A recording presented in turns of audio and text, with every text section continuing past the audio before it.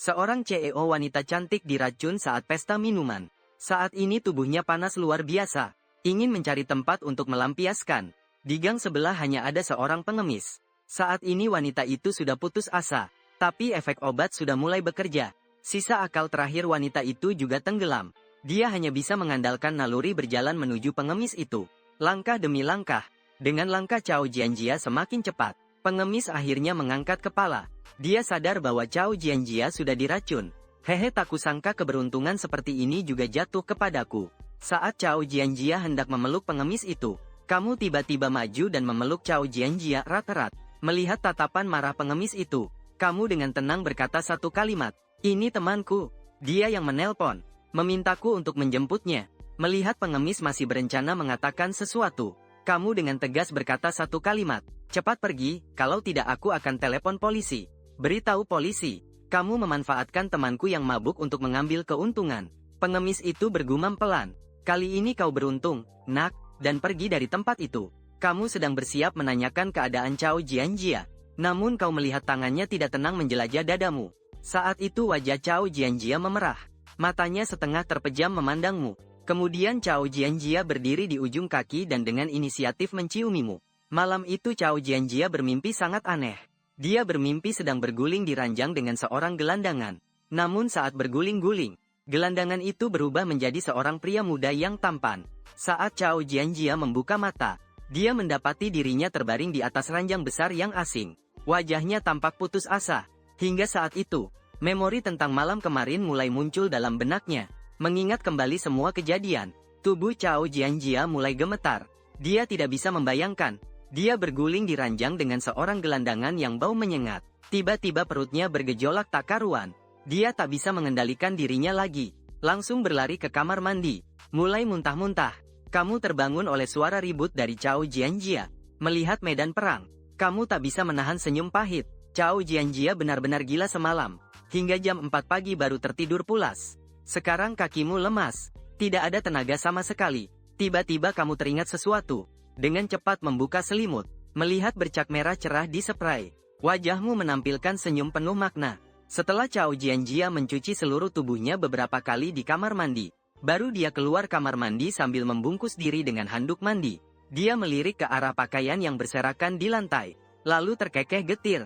Saat Cao Jianjia sedang memikirkan bagaimana cara menangani masalah ini, tiba-tiba terdengar suara seorang pemuda di telinganya. "Kamu sudah bangun?" Cao Jianjia menoleh ke arah suara itu, dan mendapati seorang pemuda tampan sedang berbaring di tempat tidur. Dia terpaku. Ternyata orang yang berhubungan intim dengannya bukan seorang gelandangan. Hasil ini sudah bisa dikatakan sebagai keberuntungan di balik kemalangan. Cao Jianjia memandangmu dengan wajah dingin. "Kamu siapa? Kita sedang di mana?" Kamu menyangga kepalamu dengan tangan. Menjawab, "Namaku Ye Feng. Sekarang kita berada di hotel." Tanpa menunggu Cao Jianjia bertanya lebih jauh, kamu pun menceritakan kejadian kemarin sekali lagi dengan sukarela. Setelah Cao Jianjia mengetahui kronologinya, dia memandangmu dengan ekspresi yang rumit. Apakah seharusnya dia membencimu? Atau seharusnya dia berterima kasih kepadamu? Kemudian Cao Jianjia berjalan ke sisi tempat tidur. Dengan suara berat bertanya, "Umurmu berapa tahun sekarang?" 22. Mendengar angka itu, Cao Jianjia tersenyum getir di wajahnya. "Sungguh tak disangka aku juga punya hari di mana sapi tua makan rumput muda. Sekarang giliran aku bertanya padamu. Siapa namamu? Apa sebenarnya yang terjadi kemarin?" Melihat tubuh bagian atasmu penuh bekas cakaran, wajah Cao Jianjia memerah sedikit saat menjawab, "Namaku Cao Jianjia." "Soal apa yang sebenarnya terjadi kemarin? Cukup rumit untuk dijelaskan. Jadi aku tak akan membahasnya di sini. Kalau begitu aku harus memanggilmu dengan apa? Jianjia atau Kak Cao?" Saat membayangkan lawan bicara memanggilnya Jianjia dengan penuh kasih sayang, Cao Jianjia merinding. Setelah berpikir sejenak, Cao Jianjia akhirnya menemukan panggilan yang cukup pas, "Cao Yi." Wajahmu langsung menjadi aneh. Panggilan itu terdengar agak aneh. "Cao Yi, Cao Yi. Apakah kau tiba-tiba kepikiran sesuatu?" Wajahmu langsung menampakkan senyum nakal. Tak lama Cao Jianjia mengangkat kepala lagi. Dengan seksama mengamati dirimu sekali lagi. "Kau cukup tampan. Senyummu sangat cerah seperti sinar matahari. Tapi sayang kau pergi mandi dulu saja. Nanti kita ngobrol lebih serius lagi." Secara refleks kau ingin bangun. Tapi saat setengah bangun kau terhenti.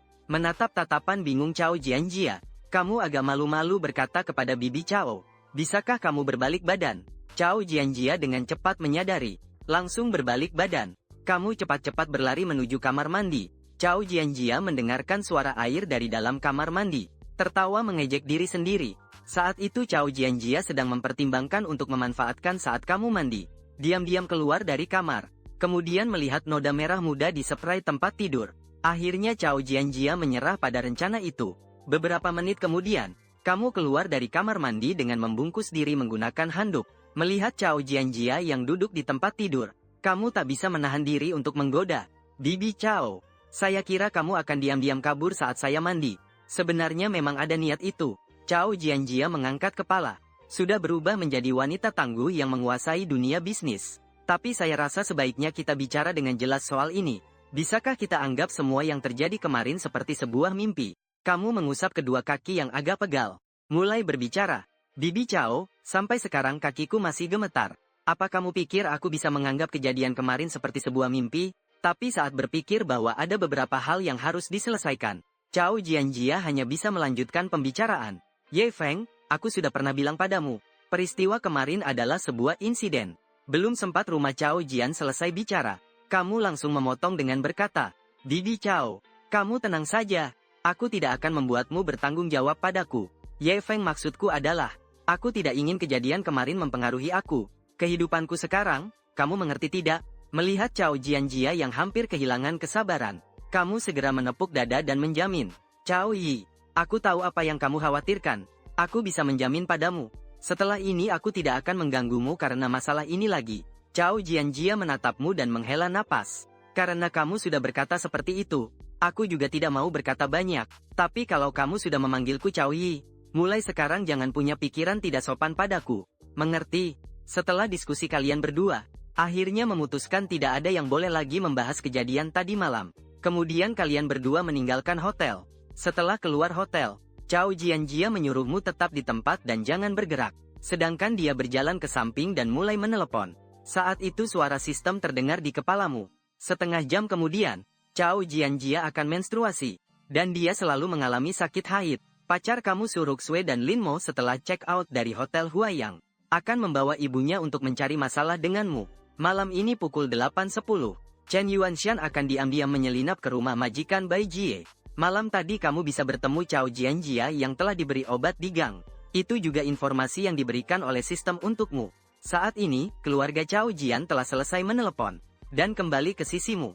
Namun, sebelum Chao Jianjia sempat berbicara, kamu mengeluarkan ponsel dan tersenyum berkata, Chao Yi pernah bilang sehari jadi suami istri, 100 hari berhutang budi. Kita sudah punya hutang budi selama 500 hari. Bukankah sebaiknya kita simpan kontak, agar nanti mudah berhubungan dan mempererat perasaan? Chao Jianjia bukan orang bodoh. Tentu saja dapat menangkap makna yang tersirat dari omonganmu. Akhirnya dia pun menyerah. Setelah kamu menyimpan nomor keluarga Chao Jian dengan baik, kamu tersenyum dan berkata, Bibi Chao, mungkin perutmu sudah lapar, ya? Mari makan bersama. Chao Jianjia baru ingin menolak, tapi perutnya malah berontak dan berbunyi. Chao Yi, aku tahu ada satu restoran sup daging sapi yang rasanya enak di dekat sini. Meskipun kamu tidak ingin tinggal bersamaku sekarang, tapi kamu juga tidak perlu buru-buru sekarang, kan? Setelah berkata begitu, kamu langsung menggenggam tangan keluarga Chao Jian dan berjalan menuju restoran sup daging sapi itu. Chao Jianjia melepaskan tanganmu. Dia menjawab dingin dengan satu kalimat, aku bisa berjalan sendiri. Mungkin karena terlalu lapar. Ketika sup daging sapi yang mengepul muncul di depan Chao Jianjia, dia meletakkan semua sikap sombongnya. Kamu melihat Chao Jianjia yang sedang melahap dengan rakus tersenyum kecil. Tak lama kemudian, keduanya berhasil menghabiskan semua makanan di atas meja. Chao Jianjia juga merasa sudah saatnya mengucapkan selamat tinggal, lalu berdiri. Namun saat itu, Chao Jianjia merasakan sakit hebat di perut bagian bawahnya. Perasaan yang sudah dikenalnya itu, tentu saja Chao Jianjia tahu apa artinya. Menstruasinya datang. Seiring rasa sakit di perut bagian bawah semakin parah, Chao Jianjia tak mampu bertahan lagi. Dia pun jatuh tertelungkup di atas meja. Kamu menyadari ada yang tidak beres pada Chao Jianjia. Dengan cepat berjalan ke sisinya. Chao Yi, kamu tidak apa-apa kan?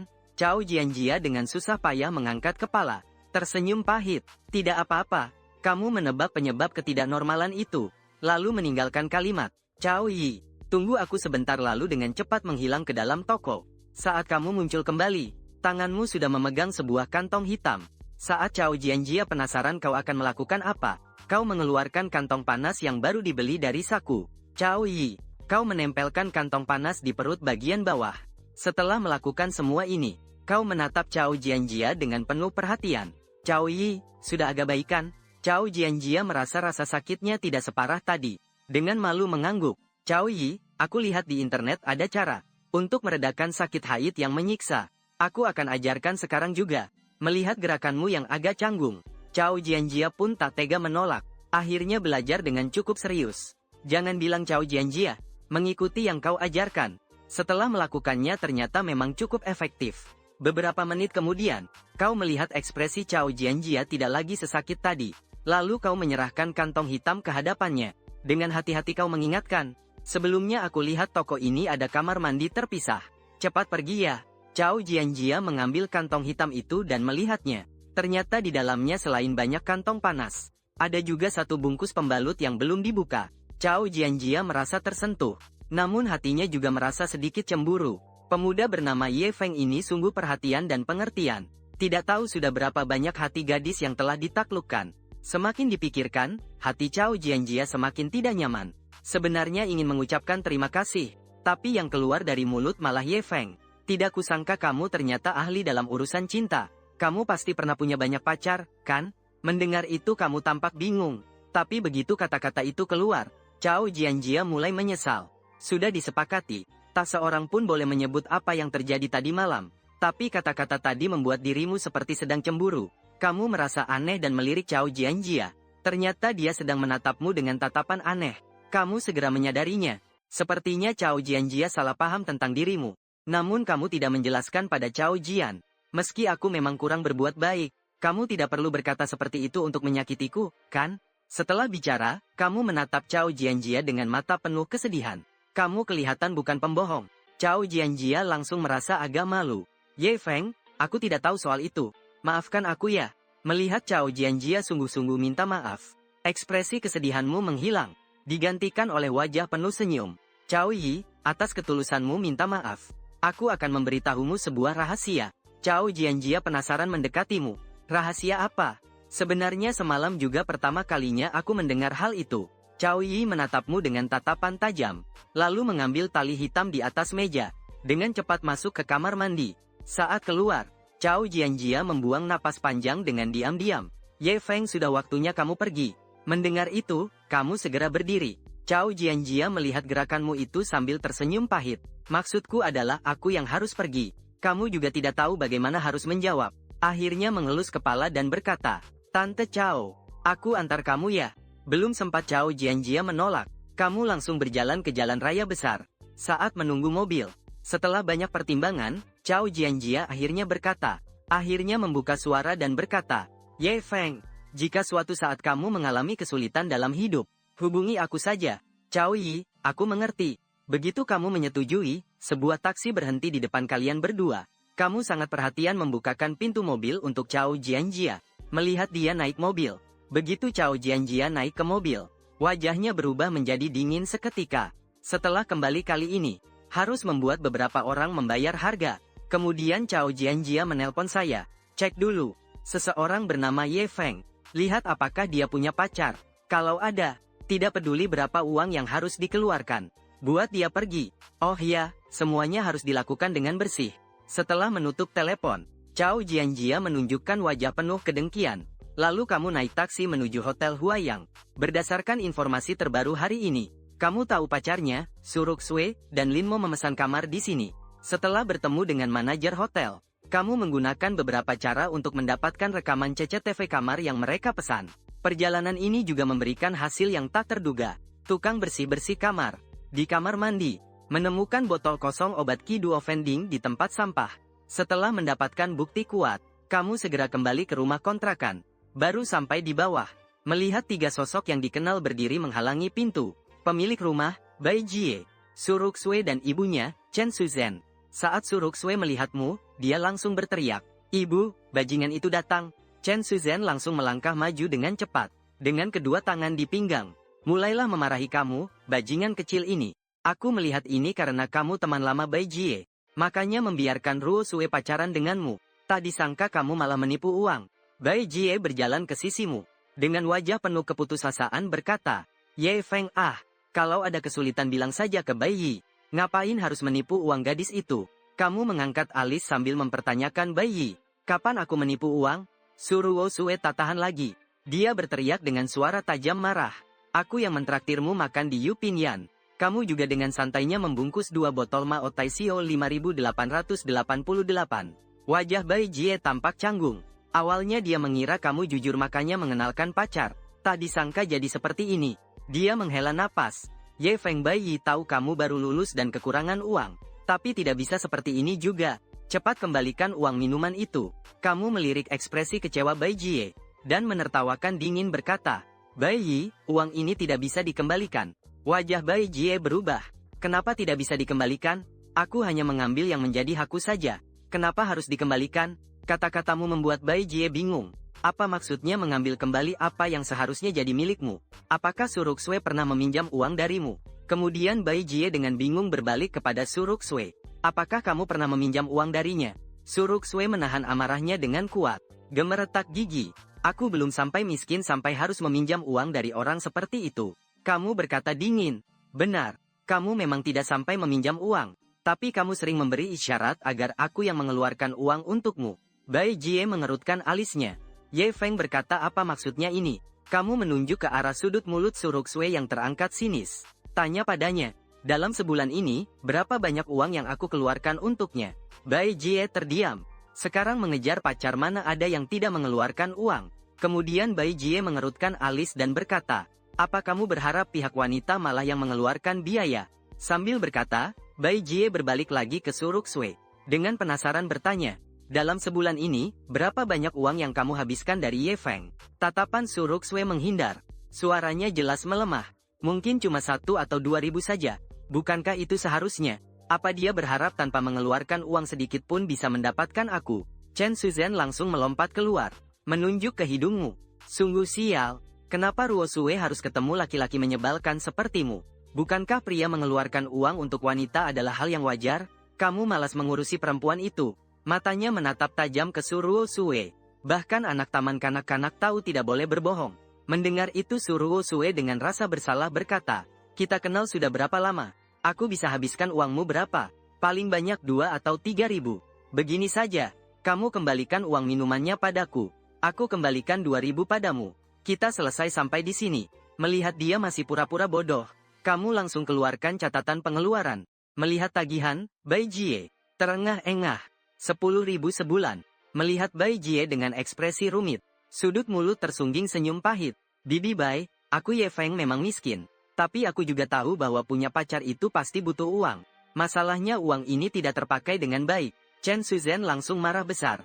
Omong kosong, kenapa bisa tidak terpakai dengan baik? Kamu cuma pelit saja. Jika benar-benar ingin keluar anakmu, meskipun uang sudah habis, tapi orangnya belum dapat. Aku juga mengakuinya. Tapi dia di satu sisi menganggapku orang bodoh. Sementara di sisi lain dia menginap dengan pria lain. Apakah uang ini sepadan?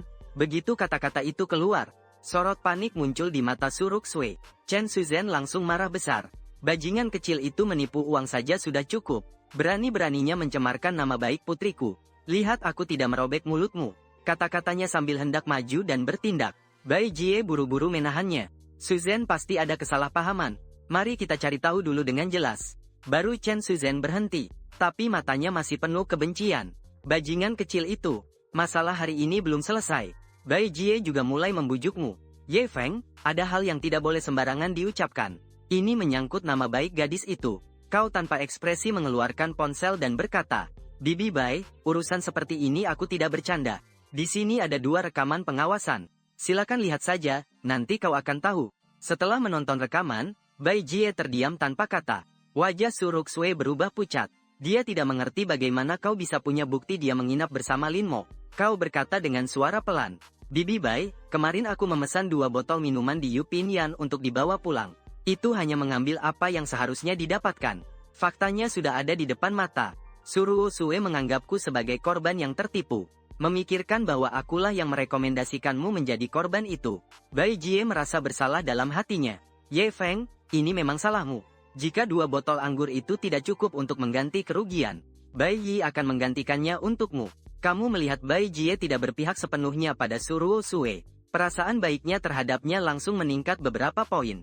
2 botol anggur itu sudah cukup untuk mengganti kerugianku. Kamu terdiam sejenak, namun tetap memutuskan untuk mengingatkan sekali lagi. Tapi Bai Yi, sebaiknya kamu menjauhi ibu dan anak itu mulai sekarang. Saat aku memeriksa rekaman kamera pengawas, manajer hotel mengatakan bahwa saat membersihkan kamar, di tempat sampah kamar mandi ditemukan obat kosong Qi Duo Vending. Bai Jie meskipun tidak tahu obat apa itu, namun Suruo Sue langsung berubah pucat dalam sekejap.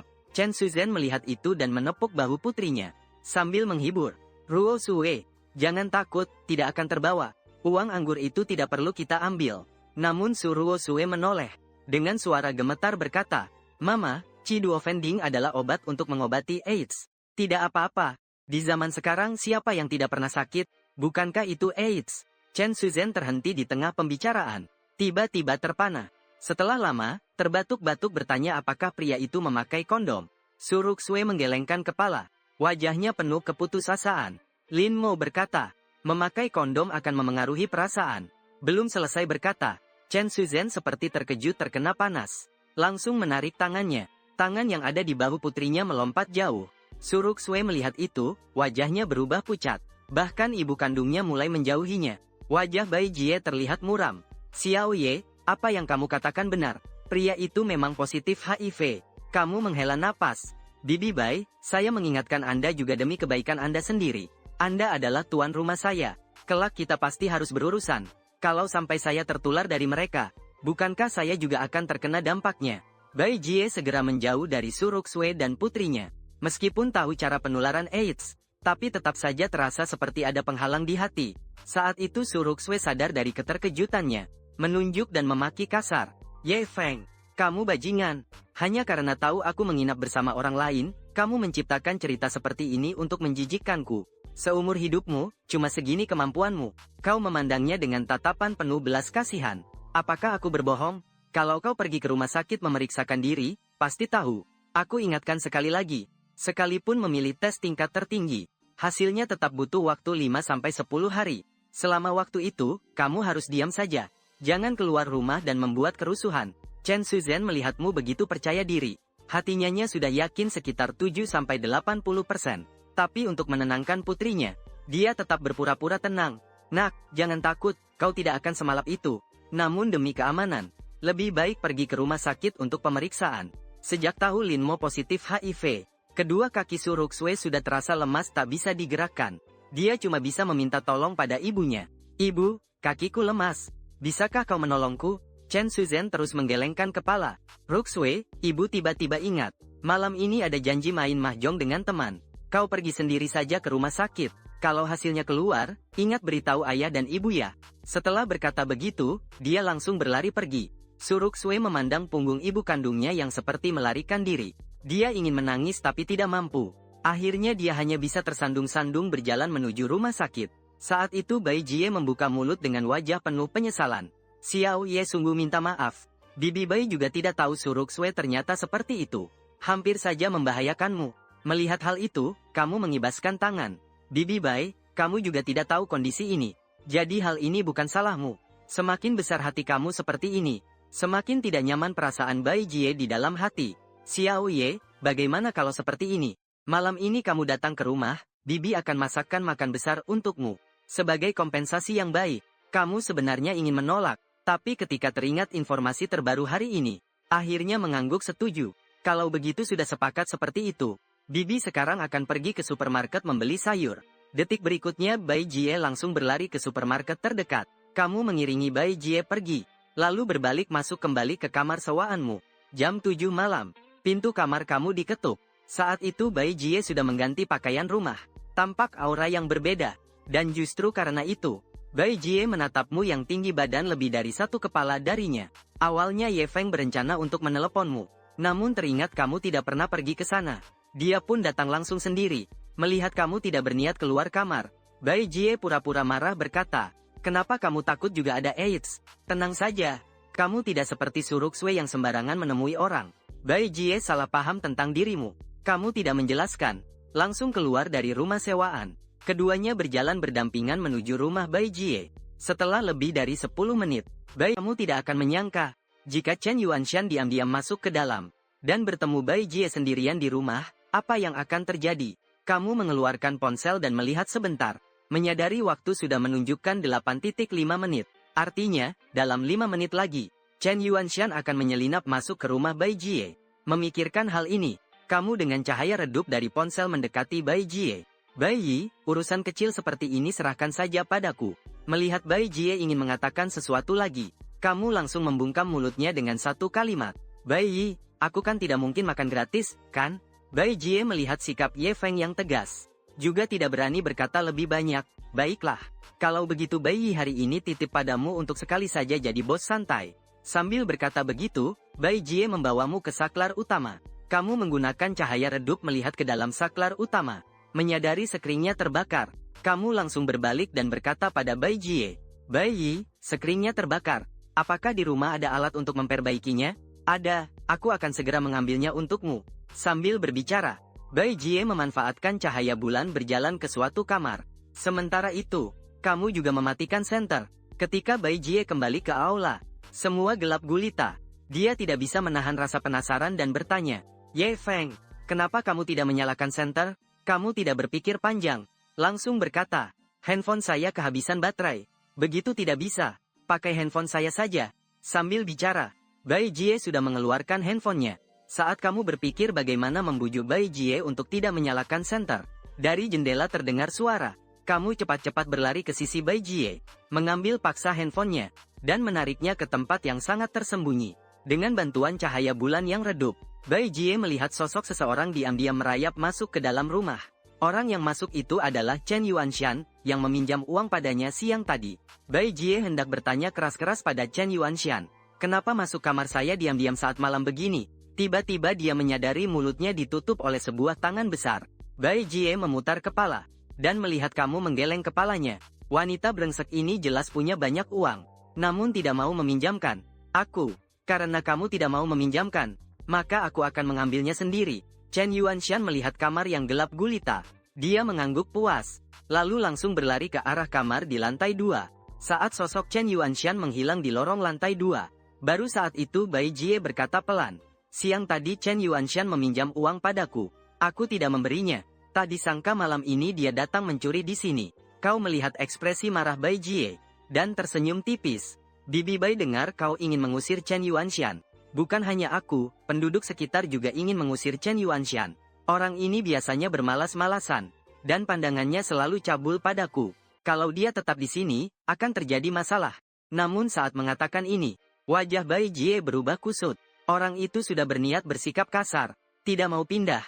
Aku juga tak tahu harus bagaimana. Itu belum tentu. Kau melirik kamar utama di lantai 2, lalu mulai menjelaskan pada Bai Jie. Bibi Bai, menurut hukum negara kita, pencurian masuk rumah dengan jumlah besar bisa dihukum penjara 10 tahun atau seumur hidup. Awalnya Bai Jie tidak mengerti maksud perkataanmu, tapi saat kau mengedipkan mata ke arah lantai 2, dia langsung sadar.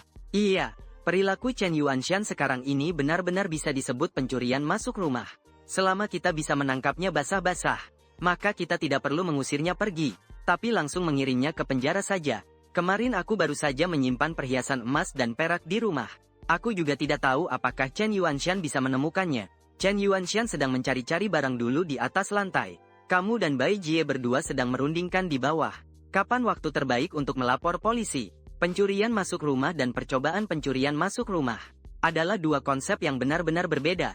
Kalau sekarang melapor polisi dan menangkap Chen Yuanshan, paling-paling cuma dihitung sebagai percobaan pencurian masuk rumah.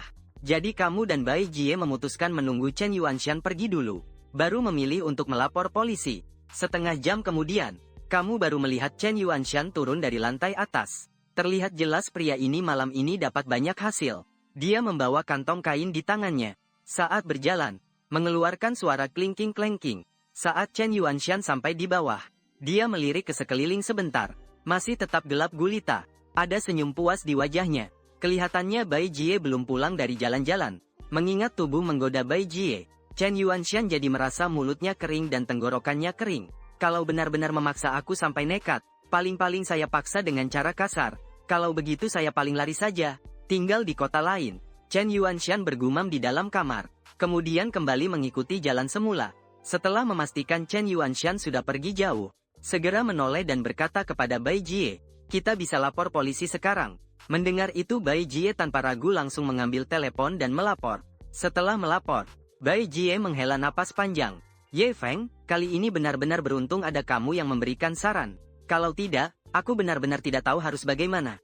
Mendengar itu kamu tiba-tiba teringat sesuatu. Bercanda berkata, "Bu Bai, apakah pernah berpikir untuk mencari kepala keluarga pria untuk rumah ini?"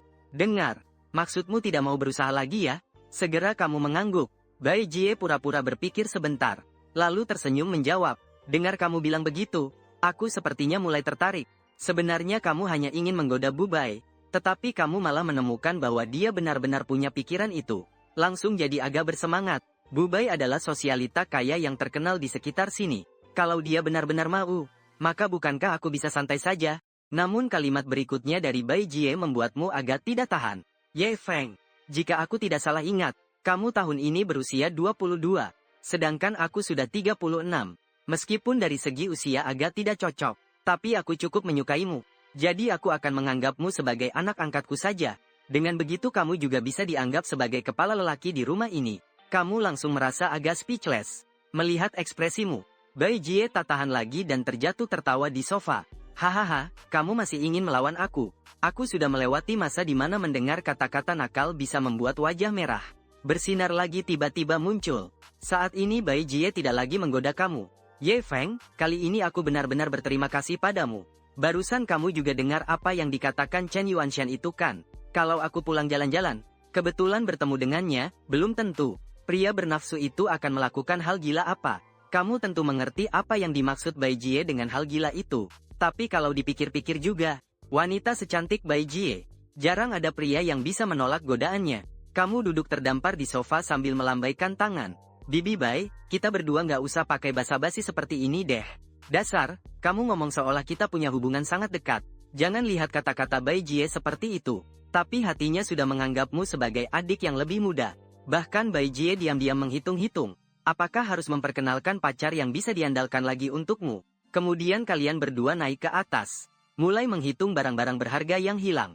Tetapi baru menghitung setengah jalan, Bai Jie mendengar ponselnya berdering. Mengeluarkan ponsel dan melihat, ternyata itu telepon dari kantor polisi.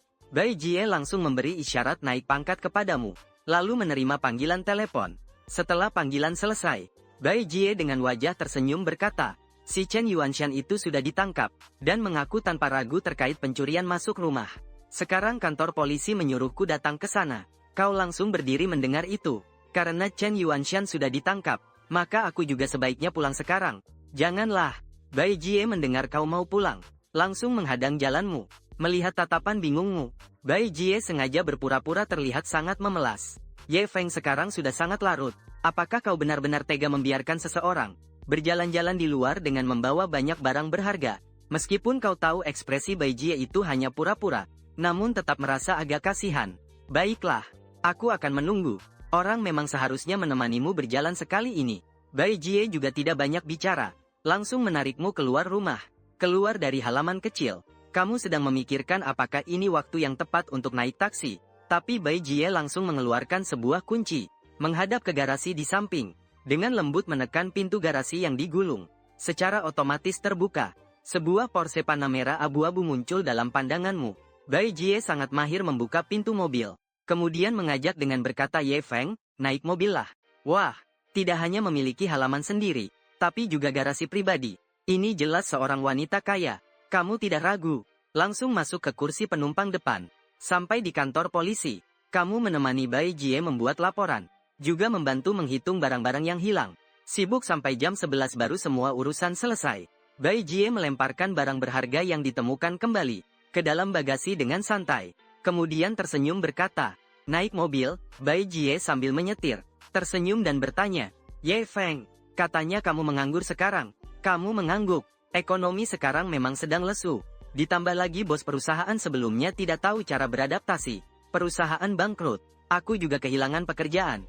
Mendengar kamu sekarang pengangguran, mata Bai Jie tiba-tiba menjadi terang.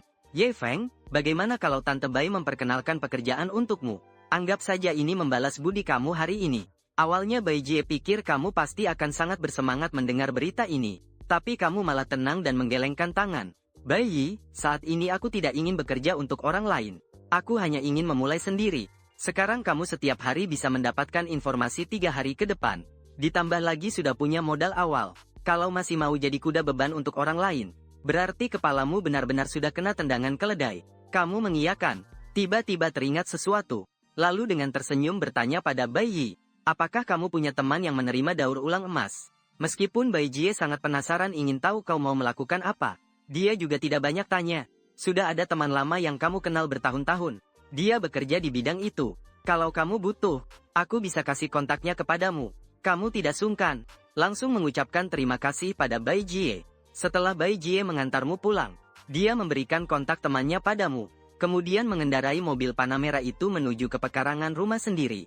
Keesokan harinya saat kamu membuka mata lagi, sudah hampir jam 12 siang. Setelah kamu selesai cuci muka, mengeluarkan tas ransel yang berisi batangan emas, lalu keluar dengan membawa emas seberat 10 kilogram itu. Belum sempat memberitahu keluarga tentang keberadaan emas itu, tiba-tiba meninggal dunia.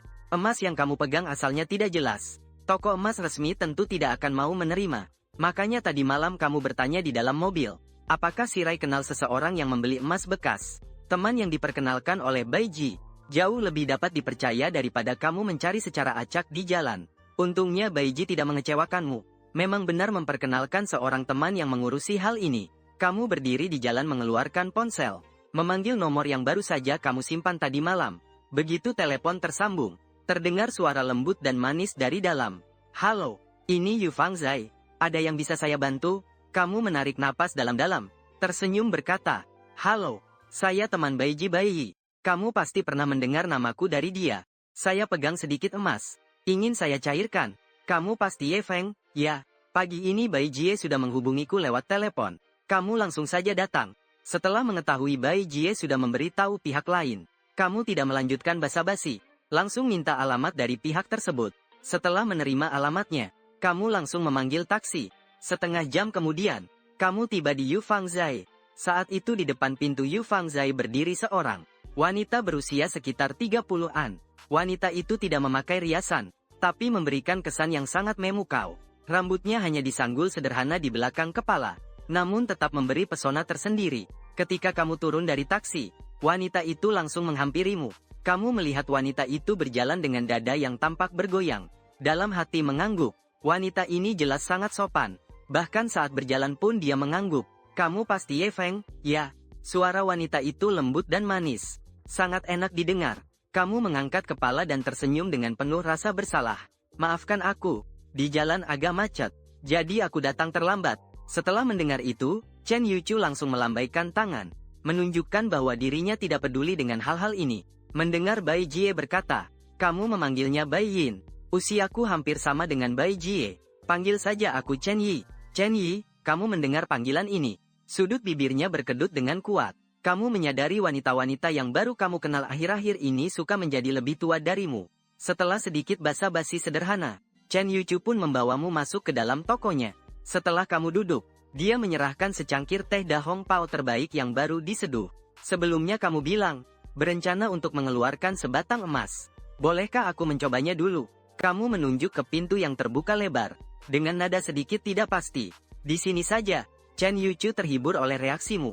Dia menutup mulutnya sambil tertawa ringan berkata, tenang saja, keamanan di jalan ini sangat baik. Tidak akan terjadi hal yang tidak diinginkan. Melihat lawan bicara sudah sampai pada titik ini, jika aku menolak lagi, akan terlihat terlalu waspada. Saat berikutnya, kamu mengeluarkan semua batang emas dari tas punggungmu dan menumpahkannya ke lantai. Celang-celang-celang, 20 batang emas berbenturan satu sama lain, mengeluarkan bunyi yang jernih dan merdu. Chen Yuchu, awalnya kukira kau cuma bisa mengeluarkan beberapa ratus gram emas, tapi ternyata kau langsung mengeluarkan sebanyak ini.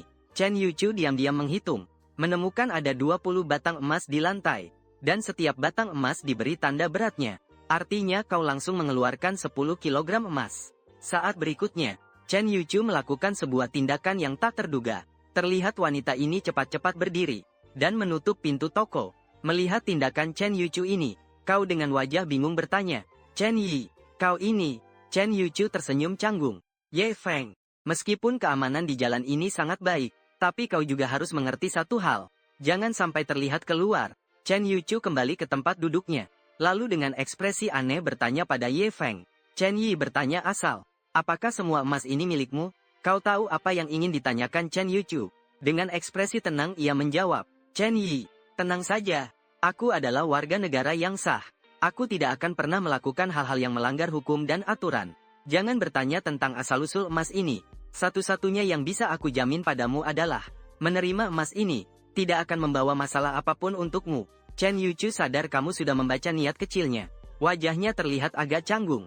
Karena kamu sudah bilang begitu, maka Chen Yi tidak akan menanyakan asal-usul emas ini lagi. Tapi aku harus memberitahumu terlebih dahulu. Aku tidak mungkin membeli emas ini dengan harga pasar. Kamu juga tahu risiko besar sebanding dengan imbal hasil besar. Kamu mengangguk. Aku mengerti aturan mainnya. Baiklah, tunggu Chen Yi memeriksa dulu. Jika emas ini tidak bermasalah, Chen Yi akan segera mentransfer uang ke kamu. Selanjutnya adalah tahap pemeriksaan barang. Hanya butuh setengah jam saja. Chen Yuchu memeriksa semua batangan emas satu persatu. Emas yang dibawa oleh Ye Feng ini sangat berharga. Saat berbicara, Chen Yuchu mengambil kalkulator. Dengan tangan kanan mengutak-atiknya sebentar lalu menyerahkan kalkulator itu kepadamu. Ye Feng, bagaimana menurutmu harga ini? Kamu melihat layar kalkulator itu sekali. Menemukan angka 5,8 juta tertera di situ. Kamu menunduk memikirkan sejenak. Lalu cepat mengangkat kepala dan tersenyum berkata, bisa diterima. Tenggelam dalam awal. Cepat-cepat mengumpulkan emas yang ada di tanah. Kemudian mengambil sebuah batu tinta yang tidak mencolok. Ini adalah batu tinta yang digunakan oleh pelukis terkenal Zhu Zishan. Sekarang kamu menjualnya kepadaku dengan harga 5,8 juta. Kamu sebenarnya adalah orang pintar.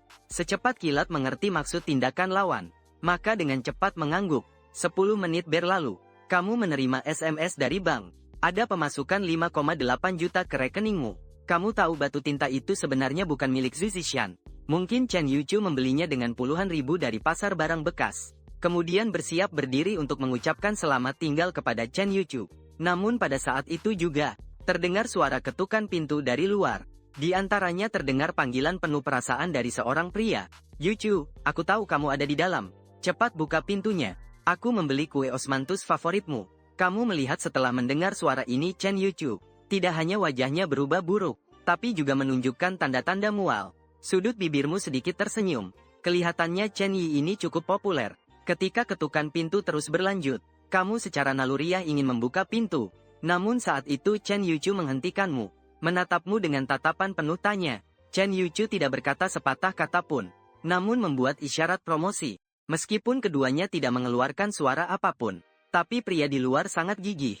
Chen Yuchu melihat kondisi seperti ini juga bukan solusi. Akhirnya memilih untuk membuka pintu. Seiring pintu toko dibuka, muncul seorang pria botak berusia hampir 40 tahun. Pria parubaya saat melihat pintu, langsung berlari masuk ke dalam toko, mulai menunjukkan rasa hormat berlebihan. Yuchu, ini kue osmanthus yang kubeli khusus untukmu. Cepat coba selagi hangat. Pria parubaya terdiam setengah jalan mengucapkan kata-kata. Melihat di dalam toko selain Chen Yuchu, masih ada seorang pemuda. Chen Yuchu melihat pria parubaya yang sangat ramah di depannya. Keningnya hampir berkerut. Li Dafu, bukankah aku sudah bilang padamu, kita sama sekali tidak cocok. Li Dafu tidak merasa sedih sedikit pun atas kata-kata Chen Yuchu. Sebaliknya berkata dengan penuh semangat, Yuchu sayang, untuk mengejarmu, aku sudah melakukan banyak persiapan. Aku tahu wanita harus didengarkan kebalikannya. Kamu bilang kita tidak cocok. Itu artinya kamu diam-diam mengatakan kita sangat cocok. Chen Yuchu mendengar kata-kata itu, langsung merasa sangat marah. Dia memandang wajah Li Dafu itu, menahan rasa tidak nyaman di perutnya. Dengan dingin berkata, Li Dafu, aku tegaskan sekali lagi, kamu memang bukan tipe yang aku suka. Aku sarankan kamu segera hilangkan harapan itu. Kali ini Li Dafu tidak mendengarkan kata-kata Chen Yuchu secara salah, tapi menunjuk ke arahmu yang sedang menonton dengan penuh minat, bertanya, barusan kamu dan Yuchu menutup pintu melakukan apa? Pasti kamu yang merebut cinta secara paksa. Makanya Paman Yu bersikap begitu dingin padaku. Bahaya, orang gendut itu menyerangmu. Kamu melihat Li Dafu menatapmu tajam, langsung mengangkat bahu. Barusan aku dan Chen Yi hanya menutup pintu dan ngobrol sebentar saja. Bukan seperti yang kamu kira. Kalau kamu tidak menambahkan kalimat terakhir, Li Dafu juga tidak akan berpikir macam-macam. Tapi justru kamu malah menambahkan alasan. Bukan seperti yang dia pikirkan. Seolah-olah membuat Li Dafu membayangkan adegan yang tidak pantas untuk anak-anak. Seketika Li Dafu langsung tersesat dalam pikirannya sendiri. Tapi segera Li Dafu tampaknya teringat sesuatu. Cepat-cepat mengeluarkan sebuah cek dari saku jasnya. Memberikannya di depanmu. Dengan tatapanmu yang penuh kebingungan. Li Dafu berkata dengan gigi yang terkepal dan penuh kemarahan. Cek ini, isi sesuka hatimu. Tapi setelah dapat uang, pergi jauh-jauh dariku. Jangan sampai aku melihatmu lagi. Kau tersenyum manis sambil mengambil cek kosong itu. Benar-benar terserah aku mau isi berapa. Melihat kejadian ini, Li Dafu langsung berbalik badan. Dengan nada kesal berkata pada Chen Yuchu. Lihatlah, anak ini sama sekali tidak mencintaimu. Hanya aku yang benar-benar mencintaimu. Mendengar itu, Chen Yuchu sedikit tersenyum kecut di sudut mulut. Hari ini baru pertama kali bertemu denganmu. Mana mungkin membicarakan cinta? Li Dafu berbalik lagi. Dengan ekspresi sombong. Bebas isi sesuka hati. Setelah ambil uangnya, langsung hilang dari dunia Yuchu. Kau mengangguk sambil tersenyum. Tidak masalah. Setelah kau mengiyakan, kau berlari ke sebuah lemari. Cepat-cepat mengambil sebuah pena. Melihat gerakmu, Li Dafu memperlihatkan ekspresi meremehkan di wajahnya. Seorang yang serakah sama sekali tidak pantas menjadi saingan cintaku. Kau mengambil pena dan sengaja melirik Li Dafu. Aku benar-benar manis. Cepatlah. Jangan lambat-lambat. Kamu juga jangan bicara banyak. Menuliskan serangkaian angka di cek. Kamu meletakkan cek yang sudah diisi di depan Li Dafu dan mengacungkannya. Kemudian tersenyum berkata, aku sudah isi. Li Dafu tadinya ingin kamu pergi membawa cek itu. Tapi ketika melihat serangkaian angka di cek itu, bicaranya mulai terbata-bata. Mimi, kamu isi berapa? Tidak banyak, hanya 9.990. Belum sempat kamu menyelesaikan kalimatmu. Li Dafu berteriak aneh. Lalu merebut cek itu. Kamu sudah gila mengisi sebanyak itu. Kamu menjawab, bukankah tadi kamu bilang aku bisa isi sesuka hati? Aku bilang kamu bisa isi sesuka hati. Tapi bukan untuk mengisi lebih dari 9 miliar.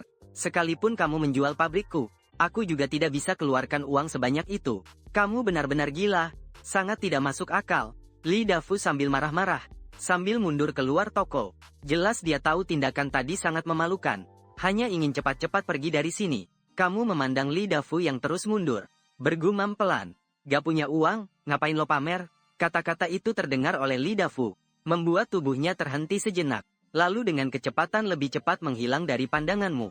Melihat Li Dafu yang kabur terburu-buru. Chen Yuchu mengacungkan jempol kepadamu. Kamu memang hebat. Tapi kamu tadi benar-benar tidak tergoda. Kamu cemberut mendengar itu. Aku bukan orang bodoh. Tentu saja aku tahu. Berapapun uang yang aku tulis di cek itu, Li Dafu tidak akan benar-benar memberikannya padaku. Kalau begitu, kenapa aku harus melakukan hal yang begitu hina? Chen Yuchu menyilangkan tangannya di dada, membuat lekukan luar biasa pada tubuhnya. Dia menatapmu dengan penuh kekaguman. Kamu bicara benar sekali. Bahkan jika Li Dafu sekarang setuju memberimu, tapi nanti dia pasti akan berubah pikiran. Jadi kamu tidak rugi dengan mengusir Li Dafu pergi. Setelah itu kamu bersiap mengucapkan selamat tinggal pada Chen Yuchu. Saat itulah Bai Jie menelpon.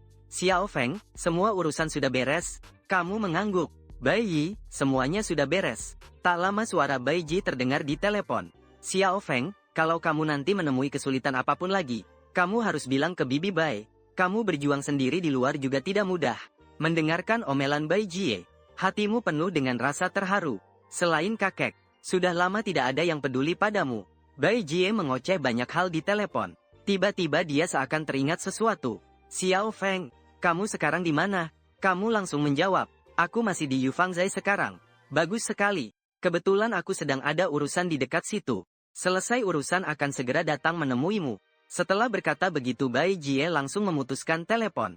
Mendengar deringan sambungan telepon yang sibuk, kamu tersenyum pahit. Berpikir Bai Jie terlalu terburu-buru. Kamu mengangkat kepala dan memandang Chen Yuchu yang ada di seberang. Lalu tersenyum pahit berkata, Chen Yi, aku khawatir harus tinggal sedikit lebih lama di sini bersamamu. Bai Yi bilang akan datang menemuiku. Chen Chu menggerakkan tangan. Dengan wajah santai berkata, bagaimanapun sekarang juga tidak ada bisnis. Kalau kamu mau tinggal berapa lama saja tinggal saja. Kamu tidak bersikap basa-basi dengan Chen Yuchu. Langsung berjalan ke sofa dan duduk. Selama waktu itu kamu juga tidak bermalas-malasan. Mengambil ponsel dan menghasilkan 50.000 yuan untuk kakek. Namun tepat setelah 50.000 yuan itu masuk rekening, telepon dari kakekmu langsung datang. Kakek Xiao Feng sudah menerima uang yang kamu kirim. Tapi kamu ingat ketika tahun baru nanti bawa pacarmu pulang. Setelah saling menyapa sebentar, kamu tersenyum pahit lalu menutup telepon. Saat itu Chen Yuchu tampak sangat putus asa. Kamu masih sangat muda, tapi sudah mulai dikejar kawin oleh keluarga. Ini membuat kami para janda tua yang sudah lama single bagaimana hidupnya ya? Kamu menyimpan ponselmu, lalu dengan tenang berkata, Chen Yi, kalau kamu tidak keberatan, aku bisa mengejarmu. Brengsek kecil, apa yang kamu pikirkan di kepala? Karena di dalam toko ada pemanas. Bai Jie dengan cepat membuka tangan Chen Yuchu. Sambil membuka jaketnya, tubuh sempurnanya langsung terlihat. Bai Jie tak menyadari tatapan anehmu. Langsung menggerutu pada Chen Yuchu. Ada orang yang suka menggoda seperti kamu? Aku nggak peduli. Malam ini kamu harus traktir aku dan Xiao Feng makan besar. Bai Jie, jangan-jangan kamu sengaja mau menipu aku ya? Memang sengaja menipumu. Lalu bagaimana? Melihat ekspresi sombong Bai Jie, kamu tak bisa menahan tawa. Tapi melihat Chen Yuchu di samping diam-diam memutar mata. Melihat kamu traktir aku kopi, kali ini aku biarkan kamu menipuku. Bai Jie segera diam-diam memberi isyarat kemenangan padamu. Oke, malam ini kita ke tempat lama makan bersama ya. Mendengar Bai Jie akan ke tempat lama makan, wajah Chen Yuchu langsung berubah suram. Dia bukan karena sayang uang, melainkan merasa seperti tertipu. Sejak saat Bai Jie membawakan kopi untuknya, sepertinya sudah diputuskan dia yang akan mentraktir makan. Setelah Bai Jie berhasil memeras uang, langsung melambaikan tangan kepadamu. Xiao Feng meraba dada putihnya, melihat apakah masih panas atau tidak. Kamu agak terkejut, menduga salah dengar. Dengan wajah tidak percaya menatapnya. Apa-apaan ini? Melihat kamu tidak bergerak, Bai Jie kembali mendesak sekali lagi. Baru kamu sadar, meskipun masih sedikit bingung dalam hati, tapi kamu tetap berjalan ke sisi Bai Jie, mengambil napas dalam-dalam, kemudian mengangkat tangan kanan. Ketika Chen Yuchu melihat adegan ini, kopi yang baru dia teguk, tumpah keluar semua. Bai Jie seperti seekor rusa yang ketakutan tiba-tiba mundur 2 langkah. Apa yang kamu ingin lakukan? Kamu menggaruk kepala, dengan wajah bingung. Bukan, Bibi Bai. Apakah kamu suruh aku menyentuhnya? Wajah Bai Jie tiba-tiba memerah seluruhnya. Aku menyuruhmu mencoba suhu susu. Azi dengan malu menggaruk belakang kepala. Bibi Bai, tolong jelaskan lebih jelas lain kali. Chen Yuchu menatap kalian dengan ekspresi penuh arti. Awalnya dia hanya sekadar berkata begitu saja. Tapi melihat reaksimu ini, dia tak bisa tidak mulai meragukan. Apakah benar ada sesuatu yang tersembunyi antara kamu dan Bai Jie? Kalau tidak, sebuah kalimat yang sangat normal saja. Kemudian Chen Yuchu berkata dengan marah. Bai Jie, kamu pengkhianat. Kita bukannya sudah sepakat untuk jadi santa bersama? Tapi kamu malah diam-diam mencari laki-laki. Bai Jie diam-diam melotot kesal. Lalu dengan wajah merah menatapmu. Sepertinya harus segera carikan pacar untuk Ye Feng. Supaya kamu tidak terus-menerus berpikir yang aneh-aneh. Jangan. Untuk sementara saya tidak ada niat itu.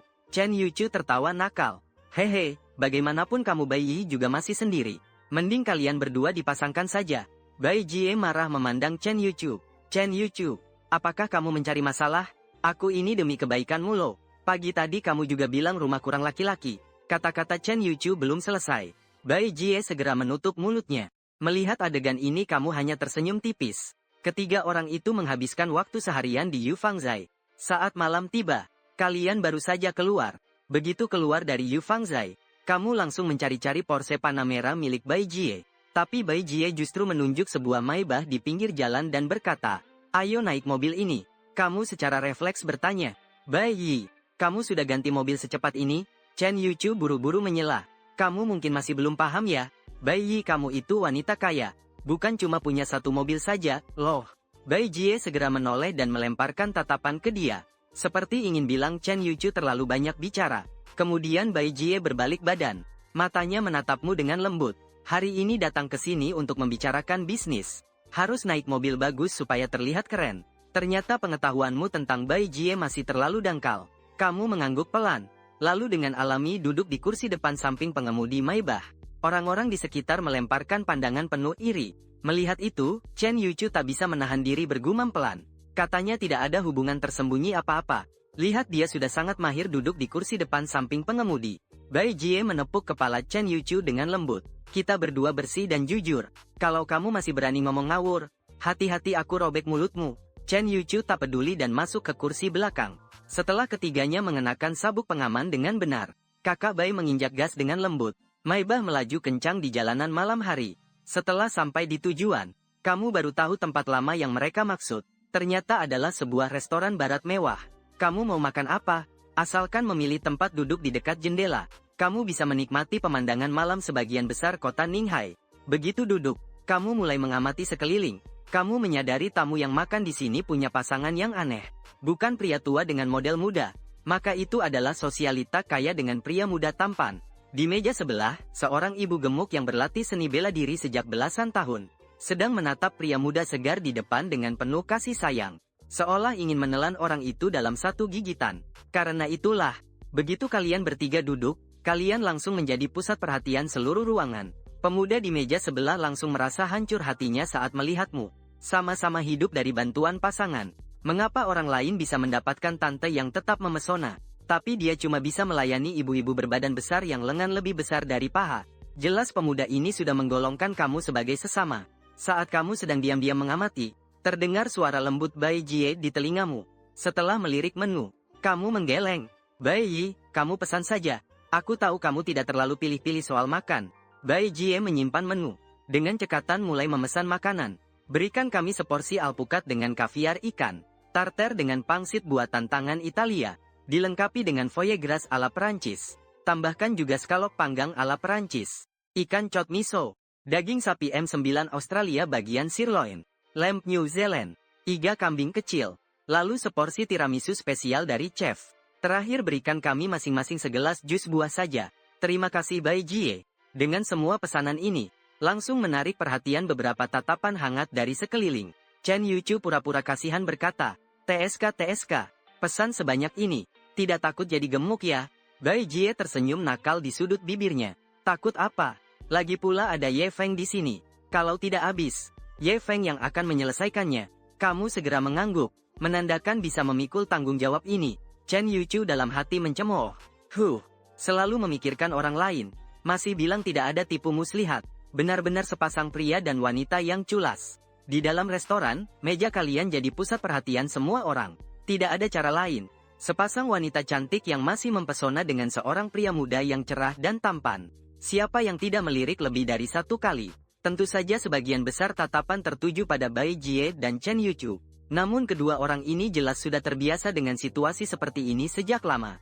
Masih tenang mengobrol santai. Bai Jie menopang dagunya dan bertanya, apakah hari ini Li Dafu tidak datang mengganggumu? Chen Yuchu tanpa sadar melirik ke arahmu. Datang, tapi diusir oleh Ye Feng. Bai Jie langsung menjadi bersemangat. Berani sekali dia. Cepat ceritakan. Chen Yuchu menceritakan kejadian sore itu. Saat Bai Jie mendengar kamu mengisi angka sewenang-wenang di cek kosong, dia tertawa terbahak-bahak. Ini benar-benar sesuai dengan gaya keluarga kami, Ye Feng. Chen Yuchu menggoda. Sekarang ini sudah jadi keluarga kita. Masih bilang tak ada ide. Kamu dibuat tidak nyaman oleh mereka berdua dari ujung kepala sampai ujung kaki. Segera mencari alasan untuk pergi. Paman Bai, kalian teruskan ngobrol. Aku ke kamar kecil dulu. Kamu baru saja pergi. Chen Yuchu mendekat ke telinga Bai Jie. Kamu juga sudah tidak muda lagi. Tidak ingin mencari seorang pria.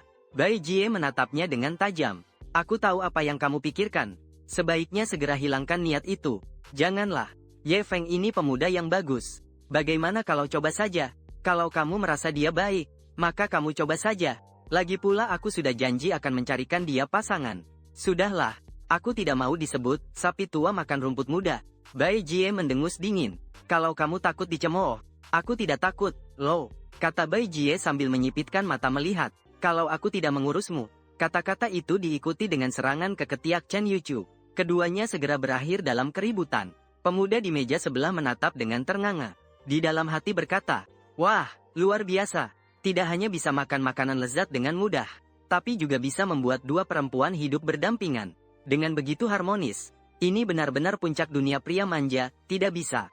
Harus tanya sedikit pada sang ahli ini. Pemuda itu berdiri, lalu dengan ragu-ragu mulai berbicara. Kak Ling, perut saya agak tidak nyaman.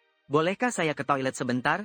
Wanita yang sedang makan dengan lahap melambaikan tangan sembarangan. Cepat pergi, cepat kembali. Mendengar itu, pria muda langsung berlari ke kamar mandi. Saat kamu sedang siap-siap mencuci tangan setelah ke toilet, pria muda dengan cepat mengeluarkan sebatang rokok dan menyerahkannya. Bro, bisa beri saya beberapa trik? Kamu menatapnya dengan bingung. Pria muda melihat kamu tidak bicara, mengira ketulusannya kurang. Langsung mengeluarkan semua uangnya dan menyodorkannya ke bro. Hidup saya sangat susah. Kamu juga lihat bos saya itu. Tidak usah bicara yang lain. Beratnya lebih dari 300 pon. Saat menyebut itu, wajahnya jadi cemberut. Kamu bisa bayangkan rasanya tertindih babi besar? Baru saat ini kamu mengerti. Orang ini juga menganggap kamu sejalan. Melihat kamu diam saja, pria muda terus memohon, "Bro, saya tahu bidang ini tidak mudah. Tolong ajari saya beberapa trik saja." Kamu diam-diam menyimpan uangnya. Kemudian sedikit tersenyum di bibir. Benar-benar ingin belajar. Setelah dia mengangguk, kamu kaitkan bahunya. Sebenarnya, antara menaklukkan dan ditaklukkan, perempuan lebih suka ditaklukkan dalam hatinya. Apakah kamu selalu tunduk pada pria kaya? Tak berani menolak sedikit pun. Anak muda itu matanya berbinar. Benar sekali. Dia menyuruhku ke timur. Aku bahkan tak berani ke barat agar dia terpikat. Kamu terus membujuk dengan sabar. Melakukan ini memang bisa memenangkan perhatiannya. Tapi lama-kelamaan, dia malah mulai risih padamu. Kamu mengernyitkan dahi. Jadi yang harus kamu lakukan sekarang adalah menaklukkannya. Anak muda itu matanya bersinar. Maksud Anda adalah, nanti tidak boleh lagi selalu menuruti dia. Betul. Kamu mengangguk. Tidak hanya tidak boleh menuruti, kamu juga harus menunjukkan sifat pria sejati.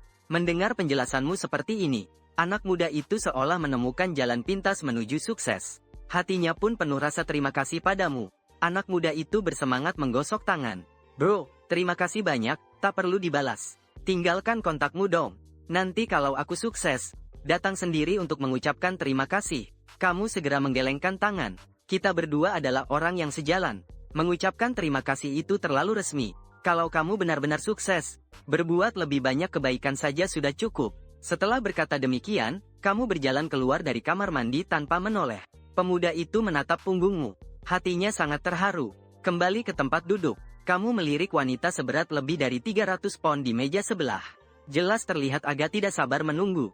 Kamu segera membuka mulut. "Bibi Bai, aku sudah kenyang. Ayo kita pergi saja." Mendengar itu Bai Jie langsung berdiri. Memberi kode mata pada Chen Yuchu. "Kamu pergi membayar. Kita tunggu kamu di parkir bawah tanah." Begitu kamu selesai berkata, dia berjalan berdampingan denganmu menuju lift. Tak disadari, sosok anggun itu sedang menatap punggungmu dengan tajam. Cao Jianjia melihat kamu dan wanita cantik itu tertawa dan bercakap-cakap. Wajahnya sangat rumit. Tiba-tiba sebuah teriakan marah memutuskan alur pikir Cao Jianjia. "Zhao Wei, kamu salah makan hari ini. Berani-beraninya bicara seperti itu padaku." Cao Jianjia menoleh ke arah suara. Terlihat seorang wanita tua dengan tubuh gemuk, sedang menatap marah seorang pemuda. Pemuda itu memandang wanita tua itu dengan penuh kesal. Namun tiba-tiba dia mendapat tamparan yang keras. Wanita tua itu memaki Zhao Wei dengan kasar. "Jangan kira kamu tampan. Aku tidak bisa lepaskan dirimu begitu saja. Aku beritahu kamu, selama aku mau, aku bisa kapan saja mencari 8-10 pemuda yang lebih tampan untuk menggantikanmu." Zhao Wei menutupi pipi yang terasa panas terbakar. Hatinya sangat tertekan. Kenapa alur ceritanya berbeda dengan apa yang dikatakan pria tadi ya? Drama ini tidak berlangsung lama.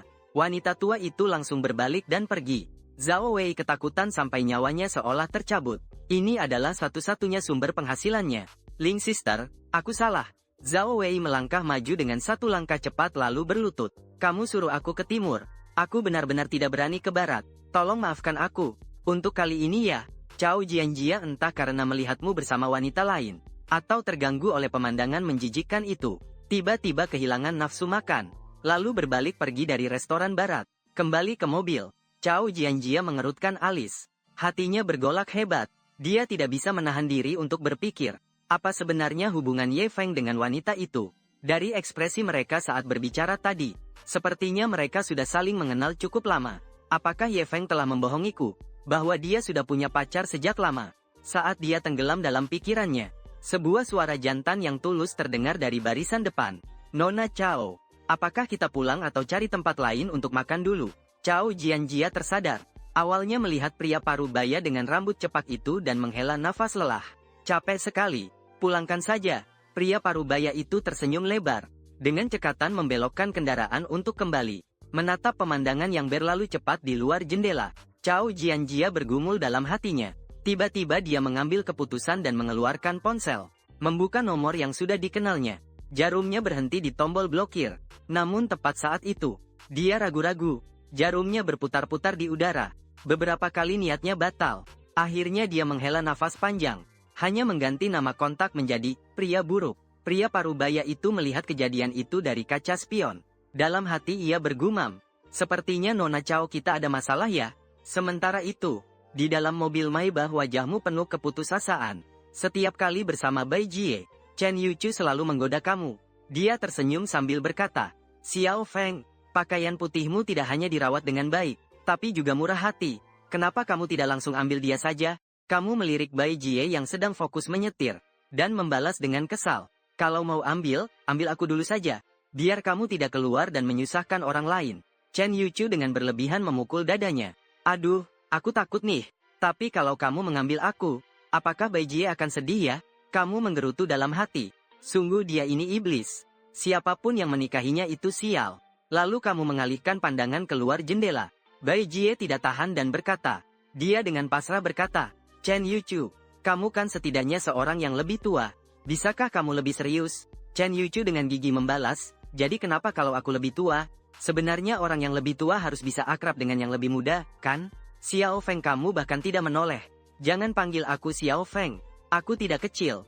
Chen Yuchu kembali semangat. Mana tidak kecil?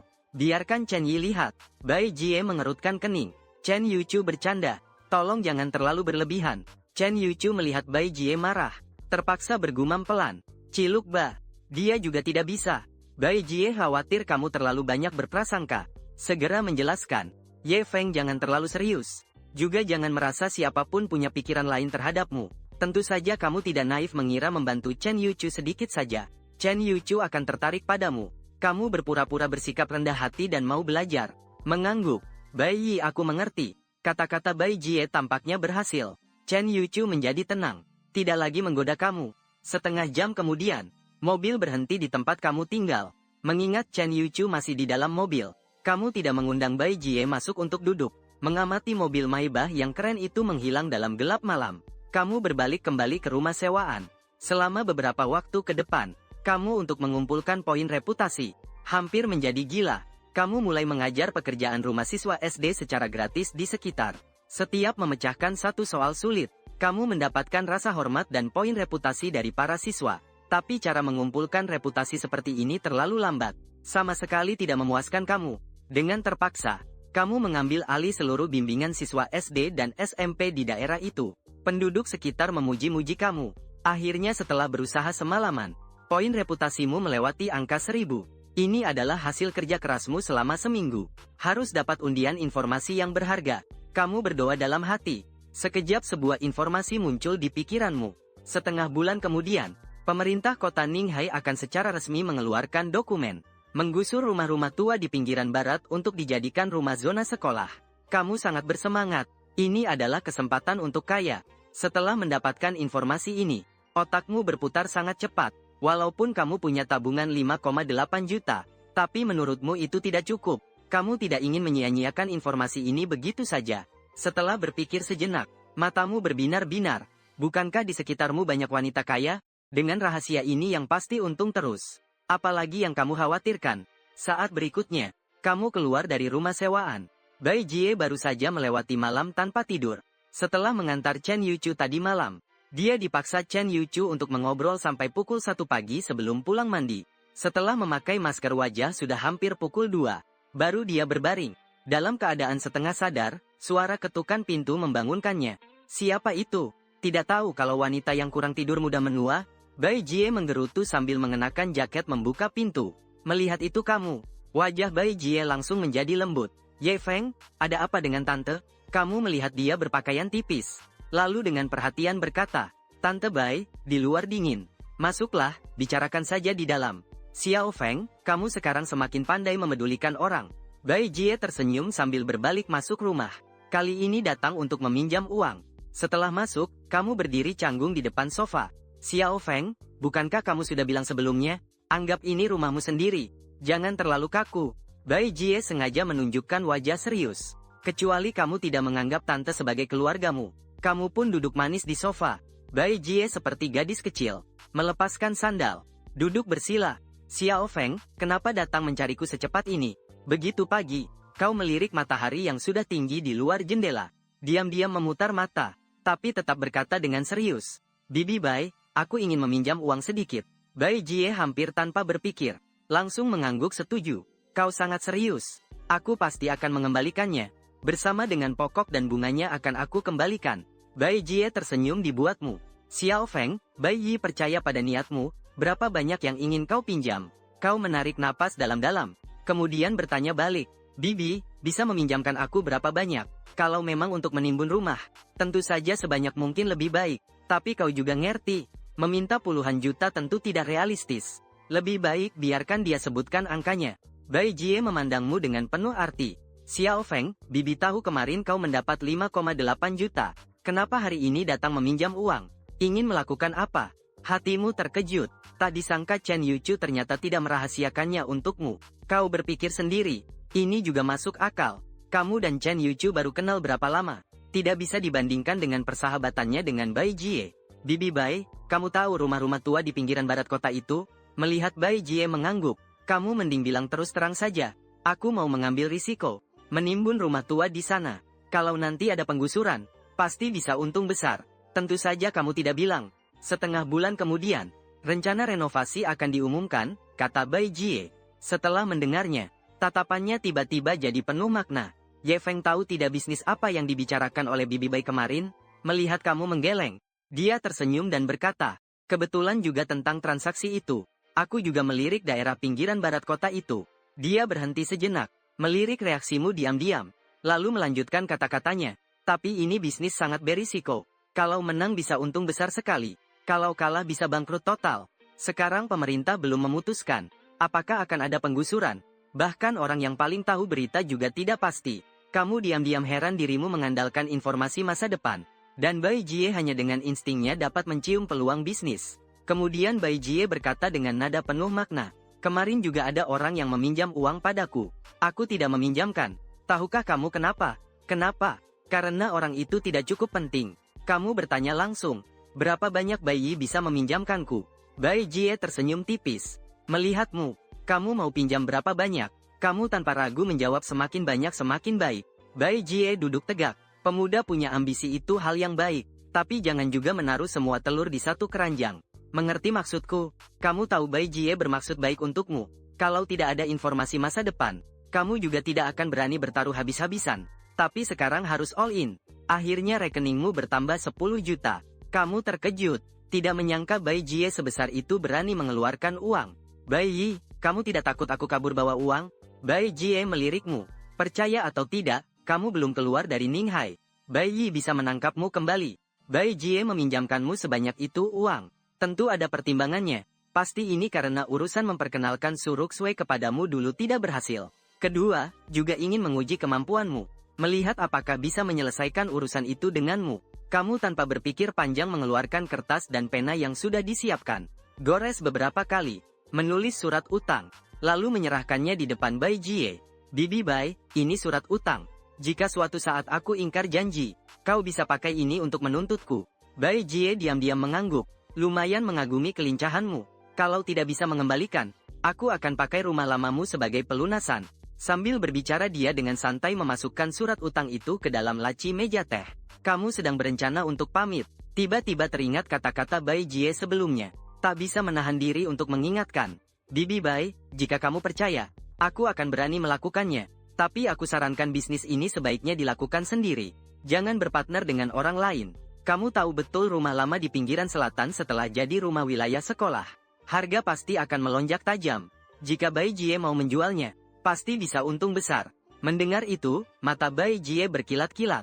Urusan ini perlu dipikirkan matang-matang lagi. Melihat dia sepertinya mengerti sesuatu. Kamu mengangguk, berbalik dan pergi. Keluar dari pekarangan kecil. Kamu mulai menghitung uang 16 juta yang ada di tangan. Meskipun itu rumah tua, tapi dengan uang segini mungkin tidak bisa beli lebih dari beberapa unit. Susah payah dapat kesempatan untuk menghasilkan uang ini. Kamu tentu saja tidak rela. Tidak bisa berhenti hanya sampai di sini. Harus cari cara untuk dapat uang lagi. Kamu duduk di bangku batu. Setelah berpikir sejenak, kamu menelpon nomor Chen Yuchu. Begitu telepon tersambung, suara genitnya langsung terdengar dari sana. Yo Xiao Feng, ini berarti kamu kangen aku lagi ya? Jangan-jangan mau ketemu aku diam-diam tanpa sepengetahuanmu ya? Hati-hati aku bakalan ngadu lo. Kamu buru-buru mengalihkan pembicaraan ke hal yang serius. Chen Yi, aku mau pinjam uang sedikit. Aku mau bisnis sedikit. Tapi uang yang aku punya tidak cukup. Makanya aku mau pinjam darimu. Akhirnya Chen Yuchu meminjamkanmu 2 juta karena mengingat nama Baiji.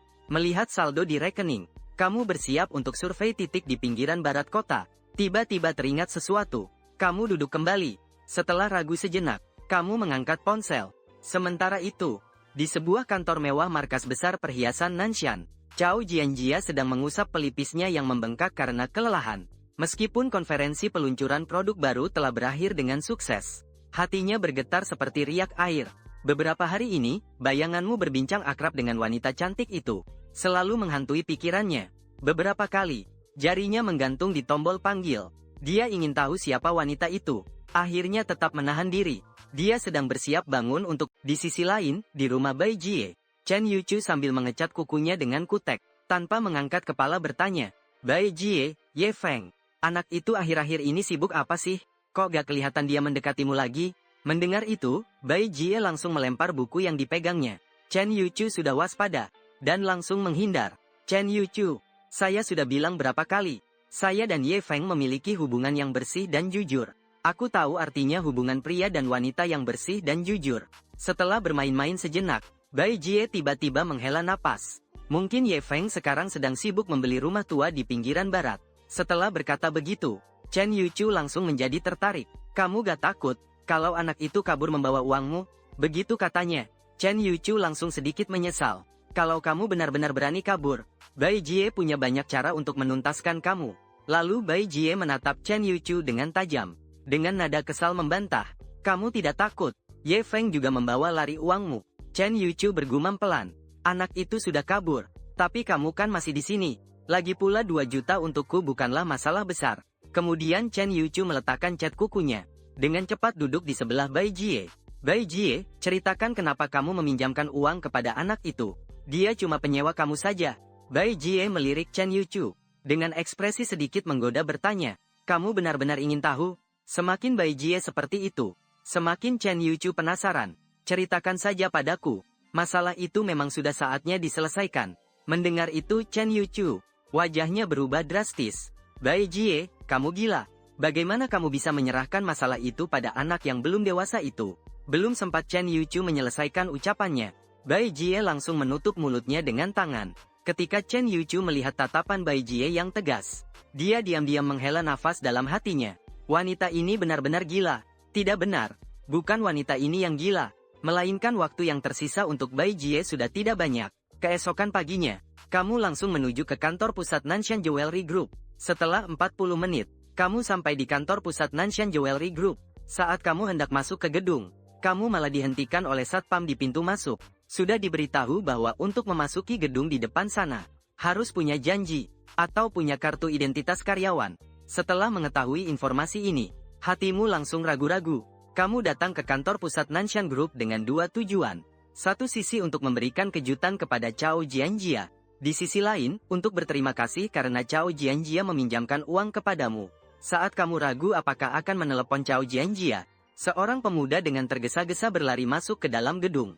Karena tidak memakai kartu identitas karyawan, karyawan itu juga dihentikan oleh satpam. Kamu memanfaatkan saat satpam sedang berdebat dengan pemuda itu, dan diam-diam masuk ke dalam gedung. Begitu masuk ke gedung, matamu langsung terang. Mungkin karena Nanshan Group bergerak di bidang perhiasan, kebanyakan karyawannya adalah gadis-gadis muda. Gadis-gadis ini memakai pakaian modis, dengan riasan tipis, terlihat sangat penuh semangat. Saat kamu hendak mencari seseorang untuk bertanya, ketika kamu bertanya di mana kantor keluarga Chao Jian, tiba-tiba terdengar suara pria dari belakang. Siapa di depan sana? Bukankah aku bilang setelah kamu sampai berdiri saja di depan pintu menunggu? Kenapa kamu malah masuk ke dalam? Ketika kamu berbalik, kamu mendapati 3 orang entah sejak kapan sudah berdiri di belakangmu. Di paling depan berdiri seorang pria muda sekitar 27 atau 8 tahun. Pria muda itu berbicara dengan ekspresi sombong, seolah-olah dilahirkan untuk menjadi lebih tinggi dari orang lain. Kamu melirik kartu identitas yang tergantung di dada pria muda itu, dan melihat namanya adalah Xiao Ran. Dia adalah seorang karyawan di departemen pemasaran. Di belakang Xiao Ran berdiri sepasang pria dan wanita muda. Usianya kira-kira seumur denganmu, namun mereka tidak mengenakan kartu identitas. Pria itu menundukkan kepala, seperti baru saja dimarahi. Sedangkan gadis itu tampak penasaran sambil melirik ke kiri kanan. Saat kamu masih bingung apa yang sedang terjadi, Xiao Ran langsung melangkah ke depanmu. dengan wajah tidak sabar berkata, "Hari ini adalah hari pertama kalian magang, tapi malah lari-lari kemana-mana. Sekarang standar penerimaan karyawan di grup Nanshan semakin rendah. Siapa saja diterima ke dalam." Setelah ucapan itu, gadis itu tanpa sengaja hendak membela diri, tapi ditarik oleh pria di sebelahnya. Seketika, gadis itu seolah teringat sesuatu, segera menelan kata-kata yang sudah hampir terucap. "Saat ini kamu mengerti perasaan ini." Xiaoran menganggap dirinya sebagai seorang magang baru, tapi begitu juga lebih baik, agar tidak diusir keluar. Maka kamu sangat kooperatif berdiri di belakang Xiaoran. Melihat pemandangan ini, Xiaoran dengan bangga mendengus ringan. "Dengarkan baik-baik, kalian bertiga adalah orang-orang yang saya pinjam dari tempat lain. Jika nanti saat bekerja, ada sedikit saja yang membuat saya tidak puas, langsung keluar dari sini." Pria dan wanita itu setelah mendengar perkataan ini, langsung mengangguk seperti anak ayam yang sedang mematuk padi dengan semangat. "Sementara kamu dengan diam-diam menyunggingkan bibir. Inilah yang disebut sebagai bullying di tempat kerja, ya. Memanfaatkan status sebagai karyawan lama untuk semena-mena mengeksploitasi magang. Nanti tugas kalian adalah merapikan sejumlah data. Aku beritahu kalian, data ini sangat penting bagi perusahaan. Kalau selama proses merapikan terjadi kesalahan apapun..." Belum sempat Xiaoran mengakhiri kalimatnya, kamu mendekati mereka sambil tersenyum dan bertanya, "Saya ingin tanya, kantor presiden direktur kalian di mana?" Xiaoran yang merasa tidak senang diganggu saat berbicara, merasa sangat tidak nyaman. Sekarang mengetahui bahwa orang ini baru hari pertama magang, justru sudah mencari tahu kantor Cao Jian. Wajahnya langsung berubah dingin. "Kau ingin berbuat apa?" Kau menggelengkan kepala, dengan jujur menjawab, "Tidak ingin berbuat apa-apa. Aku cuma ingin bertemu CEO kalian." Sekaligus mengucapkan terima kasih padanya. Jelas Xiaoran tidak percaya dengan jawabanmu. Dia menatapmu dari atas ke bawah sekali lagi, lalu tak bisa menahan tawa sinis. "Aku beri kau satu nasihat. Anak muda harus bekerja keras dengan sungguh-sungguh. Jangan selalu memikirkan jalan pintas. Kau hanya ingin menemukan keluarga Cao Jian dan menegur mereka secara langsung saja. Kenapa itu malah jadi jalan pintas?" Xiaoran sebagai orang yang pernah mengalami, sekali lihat sudah tahu niatmu yang tersembunyi. Dulu dia juga punya khayalan yang sama.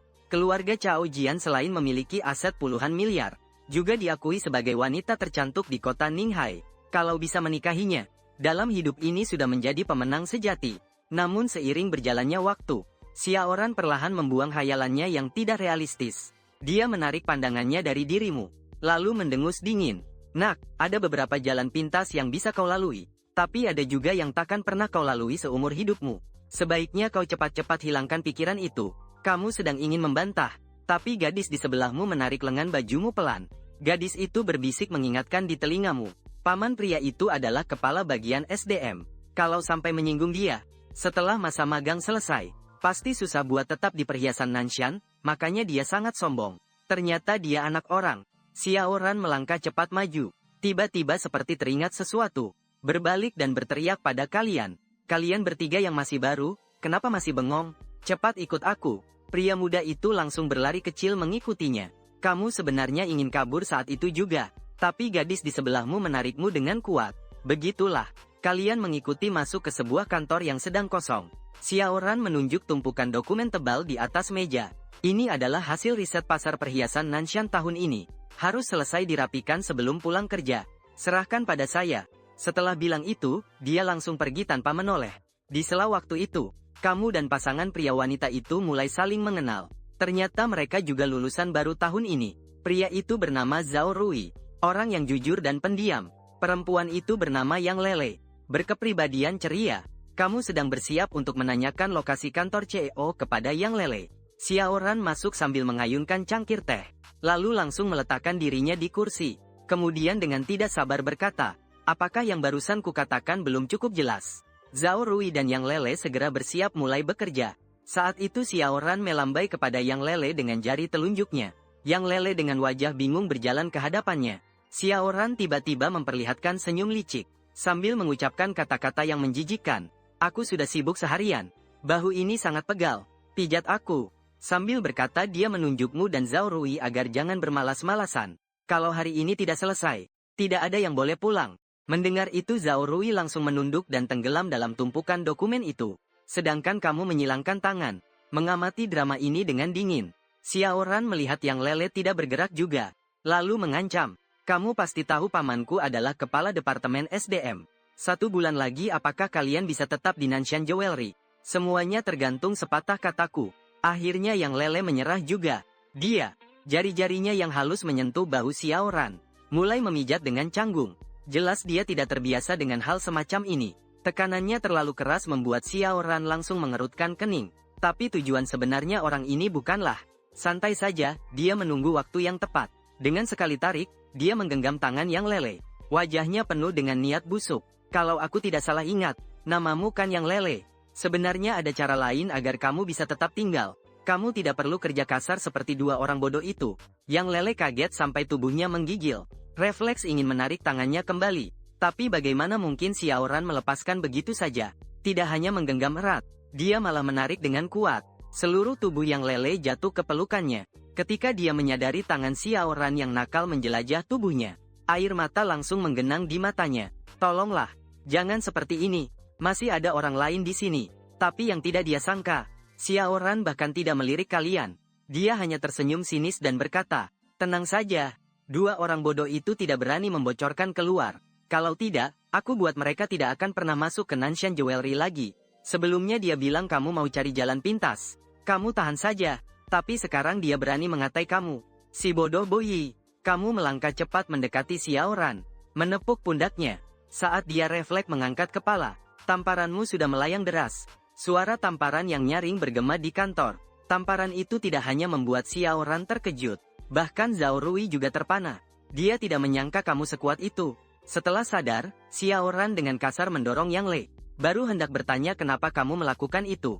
Kamu kembali melayangkan tamparan. Dalam sekejap, di wajahnya muncul 2 bekas tamparan merah segar. Xiao Ran menyadari kamu memang mencari masalah. Dia mengangkat tangan ingin melawan balik. Namun sudah kamu yang lebih dulu siap menghadang. Kamu menekan tenggorokannya dengan siku, membuatnya terdesak ke dinding. Lalu kamu menyipitkan mata menatap wajahnya yang pantas dipukul itu. Dingin kau berkata, aku sudah lama tahan kamu. Setelah berkata begitu, kamu mengangkat tangan kanan bersiap menyerang. Ke wajah Xiao Ran, kamu kembali menghantam dengan beruntun. Dia mencoba melawan tapi bukan tandinganmu. Dengan kepala yang makin pusing, Xiao Ran mulai tak kuat menahan. Dia berteriak ke pintu kantor. Tolong, magang itu memukul. Teriakan Xiao Ran langsung menarik perhatian banyak karyawan yang berkumpul. Mendengar suara minta tolong yang terus muncul dari dalam, seseorang tak bisa menahan diri.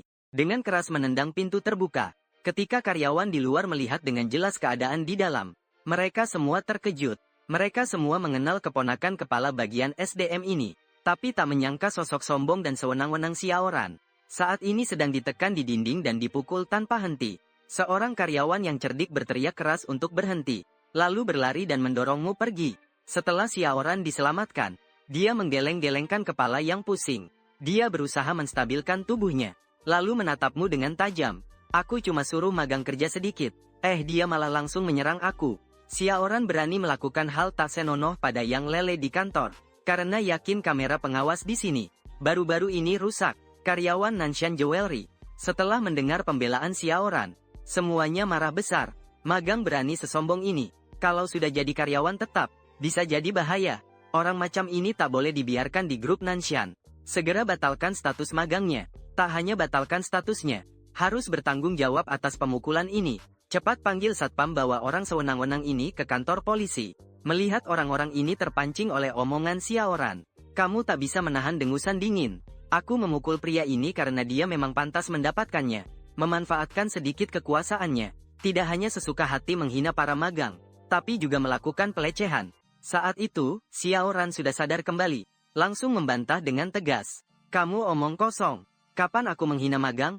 Soal pelecehan. Itu benar-benar omong kosong. Melihat dia keras kepala tak mau mengaku. Kamu juga malas berdebat. Berbalik dan berkata pada Zhao Rui yang menyaksikan semuanya.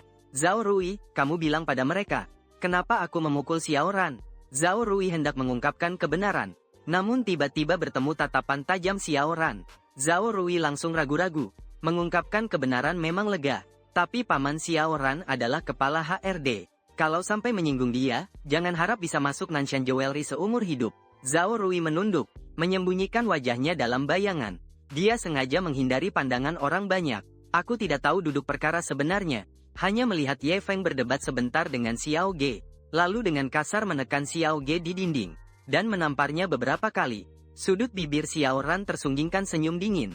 Wajahmu berubah suram hampir seperti akan menetes air. Satu suara demi suara, Xiao Ge sudah mengungkapkan sikap Zhao Rui. Syukurlah Yang Lele tidak mengecewakanmu. Gadis keras kepala ini dengan mata merah, tanpa ragu memilih berdiri di pihakmu.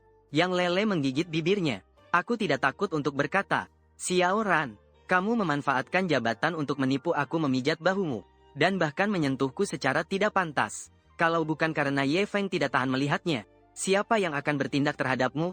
Ada 4 orang di tempat kejadian. 2 pihak terkait, 2 saksi mata bersikeras dengan versi mereka masing-masing. Tapi menurut karyawan yang hanya menonton keributan, kebenaran sudah hampir terlihat jelas. Sikap Xiao Ran sudah dikenal seluruh perusahaan. Mahasiswa magang perempuan ini pasti tidak berbohong. Tapi berkata jujur bisa apa? Jangan lupa, Paman Xiao Ran adalah kepala Departemen SDM. Siapa yang berani melawan dewa besar ini hanya untuk 2 mahasiswa magang kecil? Di tengah ramai perbincangan orang-orang, seorang pria botak berusia 40-an menyelinap masuk ke kantor. Melihat Xiao Ran yang dipukul dengan menyedihkan, wajahnya langsung menghitam seperti dasar panci. Xiao Ran, siapa yang memukulmu sampai seperti ini? Melihat punggungan yang datang, Xiao Ran dengan penuh percaya diri menunjuk ke arahmu. Manajer Xiong, aku cuma menyuruh magang ini kerja sedikit. Dia malah memukulku sampai seperti ini. Xiao Ran juga cukup licik. Di depan banyak orang dia tidak memanggil pamannya. Xiong Bowen begitu dengar itu magang, memukul keponakannya sendiri sampai seperti ini. Mendadak hidungnya berbelok karena marah. Masih bengong ngapain? Cepat pergi panggil petugas keamanan. Kalau dia kabur, kalian yang bertanggung jawab. Begitu ucapan itu selesai, langsung ada orang pergi memanggil petugas keamanan. Kamu marah malah tertawa. Kamu tidak tanya kenapa aku memukulnya? Aku di luar dengar dengan jelas. Hanya karena Xiao Ran menyuruhmu kerja sedikit, kamu langsung memukul orang. Xiong Guowei mendekatimu. Tatapan matanya tajam. Anak muda, kamu berani sekali. Berani memukul aku. Keponakan Xiong Guowei. Di kantor polisi juga aku ada orang. Kalau kamu masuk penjara, aku akan buat kamu merasakan sakit 10 hingga 100 kali lipat. Kamu tatap wajah bodoh ini, tanpa banyak bicara. Mengangkat tangan langsung menamparkan. Suara tamparan yang nyaring bergema di dalam kantor. Semua orang tercengang. Xiong Guowei yang dipukul tidak langsung marah besar. Dia hanya dengan tenang mengusap wajah yang dipukul. Lalu dia tersenyum lebar. Matanya menyiratkan sedikit kebengisan. Anak muda ini cukup kuat ya. Tapi aku ingin melihat, saat sampai di kantor polisi, apakah kamu masih bisa begitu tegar? Kamu diam-diam mengangguk. Ternyata manajer senior grup Nanshan ini bukan orang sembarangan. Dia juga tahu cara bersabar. Xiong Bowen berteriak keras ke arah pintu. Satpam mana? Kenapa belum datang juga? Kerumunan penonton langsung membuka jalan. Tapi yang muncul bukan satpam, melainkan Cao Jianjia. Dia berdiri di pintu sambil memandangmu dengan penuh keheranan. Melihat yang datang adalah Cao Jianjia, kamu langsung berjalan ke arahnya. Melihat hal itu, Xiong Guowei, matanya bergulir ke kanan kiri. Dia menghalangimu dan Cao Jianjia sedang bersiap memerintahkan orang di sekitar untuk menahanmu. Tapi mendengar Cao Jianjia dingin berkata suruh dia maju, Xiong Guowei terpaksa menyingkir dengan enggan. Kamu berjalan ke depan Cao Jianjia sambil menggaruk kepala. Dengan wajah penuh rasa bersalah berkata, Cao Yi benar-benar minta maaf telah merepotkanmu. Mendengar kata-kata ini, banyak orang menunjukkan ekspresi penuh kegembiraan melihat orang lain celaka. Mereka semua tahu, presiden paling tidak suka orang yang punya hubungan spesial. Anak muda ini tidak hanya memukul orang tapi juga sembarangan mengaku kerabat. Pasti akan mendapat masalah besar. Xiong Guowei dalam hati sangat senang. Dia merasa kamu ini seperti mencari mati. Namun kalimat selanjutnya dari Cao Jianjia membuat semua orang terpaku. Apa tujuanmu datang ke sini? Presiden tidak hanya tidak marah, malahan secara tersirat mengakui panggilan itu. Semua orang tercengang, seolah dunia terbalik. Xiong Guowei bahkan merasa dunia berputar. Matanya menjadi gelap, langsung pingsan. Sebelum pingsan, hanya ada satu pikiran di benaknya. Langit akan runtuh. Anak muda jenius ini ternyata kerabat bos. Kilatan keraguan dan keterkejutan terlihat di mata Cao Jianjia. Dia sebenarnya sedang lewat. Mendengar ada magang yang memukul orang, dia datang untuk menanganinya. Tidak disangka pelaku justru kamu. Sebenarnya apa yang sedang terjadi? Saat Cao Jianjia bertanya, suasana di sekitar menjadi sunyi tanpa suara. Cao Jianjia melihat tidak ada yang menjawab. Tatapan tajam beralih kepadamu. Ye Feng berkata, apa yang terjadi? Suaranya dingin, namun mengandung sedikit kepedulian. Kamu tanpa berpikir panjang. Dia menceritakan kejadian dengan detail. Mendengar bahwa Xiao Ran melakukan hal tak pantas pada magang, ekspresi wajah Cao Jianjia tiba-tiba menjadi dingin. Apakah ini benar, Xiao Ran? Kening Xiao Ran berkeringat dingin. Presiden Direktur, ini salah paham. Saya hanya meminta Yang Lele membantu, tidak sengaja menyentuhnya. Dia langsung berteriak-teriak. Yang Lele dengan cemas menghentakkan kaki. Kamu bicara omong kosong. Kamu jelas-jelas menyentuhku secara tidak pantas. Kau bilang ingin tinggal di grup Nanshan. Bisa dengan cara lain. Setelah kata-kata itu keluar, hati Xiao Ran menjadi dingin setengah mati. Sekarang malah menimbulkan masalah seperti ini.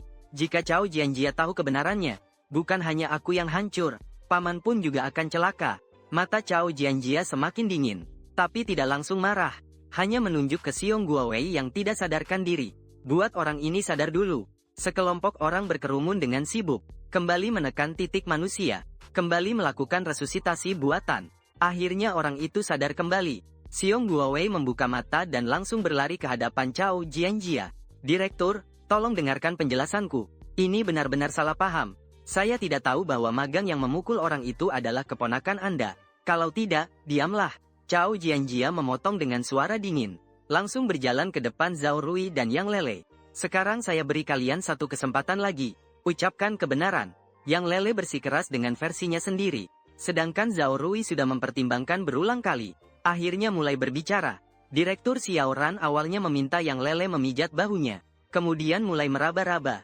Bahkan menghina saya dan kakak Ye. Kakak Ye benar-benar tidak tahan lagi. Barulah bertindak. Setelah kata-kata itu keluar, wajah Xiao Ran menjadi pucat seperti mayat. Awalnya dia menunggu pamannya memindahkannya ke Departemen SDM.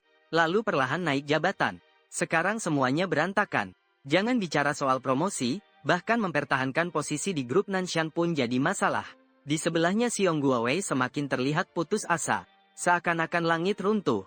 Dia sangat mengerti sifat Cao Jianjia. Kasus ini pasti akan diselidiki sampai tuntas. Nanti, segala hal kotormu mungkin tidak akan bisa disembunyikan lagi. Cao Jianjia berbalik menatap Xiao Ran. Tanpa ekspresi. Apa masih ada yang ingin kamu katakan?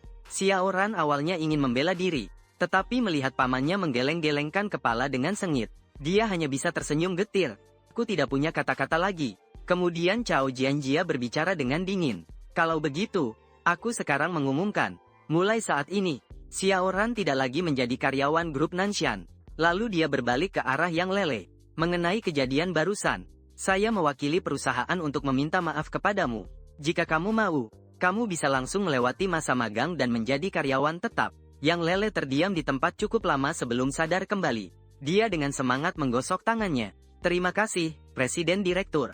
Saya pasti akan bekerja keras untuk membalas kebaikan kesempatan yang Anda berikan. Zhao Rui melihat Yang Lele langsung diangkat jadi pegawai tetap. Penyesalannya sangat dalam sampai seperti hati yang hancur. Seandainya dari awal saya harus seperti Yang Lele, teguh dan tak tergoyahkan mendukungmu. Cao Jianjia melanjutkan pembicaraannya. Karena kamu sekarang sudah menjadi karyawan tetap, maka kamu berhak mendapatkan semua manfaat perusahaan. Jika kamu berpikir untuk menuntut pertanggungjawaban hukum Xiao Ran, tim pengacara kami akan melayani kamu secara gratis. Setelah Yang Lele mendengar itu, matanya berkilauan seperti bintang kecil. Dia jelas sudah menjadi penggemar nomor satu keluarga Cao Jian. Setelah menyelesaikan semuanya ini, Cao Jianjia berbalik dan melihat karyawan di pintu yang sedang mengamati keramaian. Kalian berencana sampai kapan menonton? Begitu kalimat itu keluar, para penonton segera bubar seperti burung dan binatang. Setelah pintu menjadi tenang, Cao Jianjia menatap dalam-dalam ke arah Xiong Guowei. Dia meninggalkan sebuah kalimat, Ye Feng, ikut aku. Setelah berkata itu, dia melangkah pergi dari kantor dengan sepatu hak tinggi, menatap punggungnya yang menjauh. Kamu tak bisa menahan kekaguman bahwa Cao Yi benar-benar tegas dalam bertindak. Pada saat ini kamu benar-benar menyaksikan pesona asli seorang CEO wanita yang dingin seperti gunung es. Sepanjang jalan, para karyawan berturut-turut menyapa keluarga Cao Jian.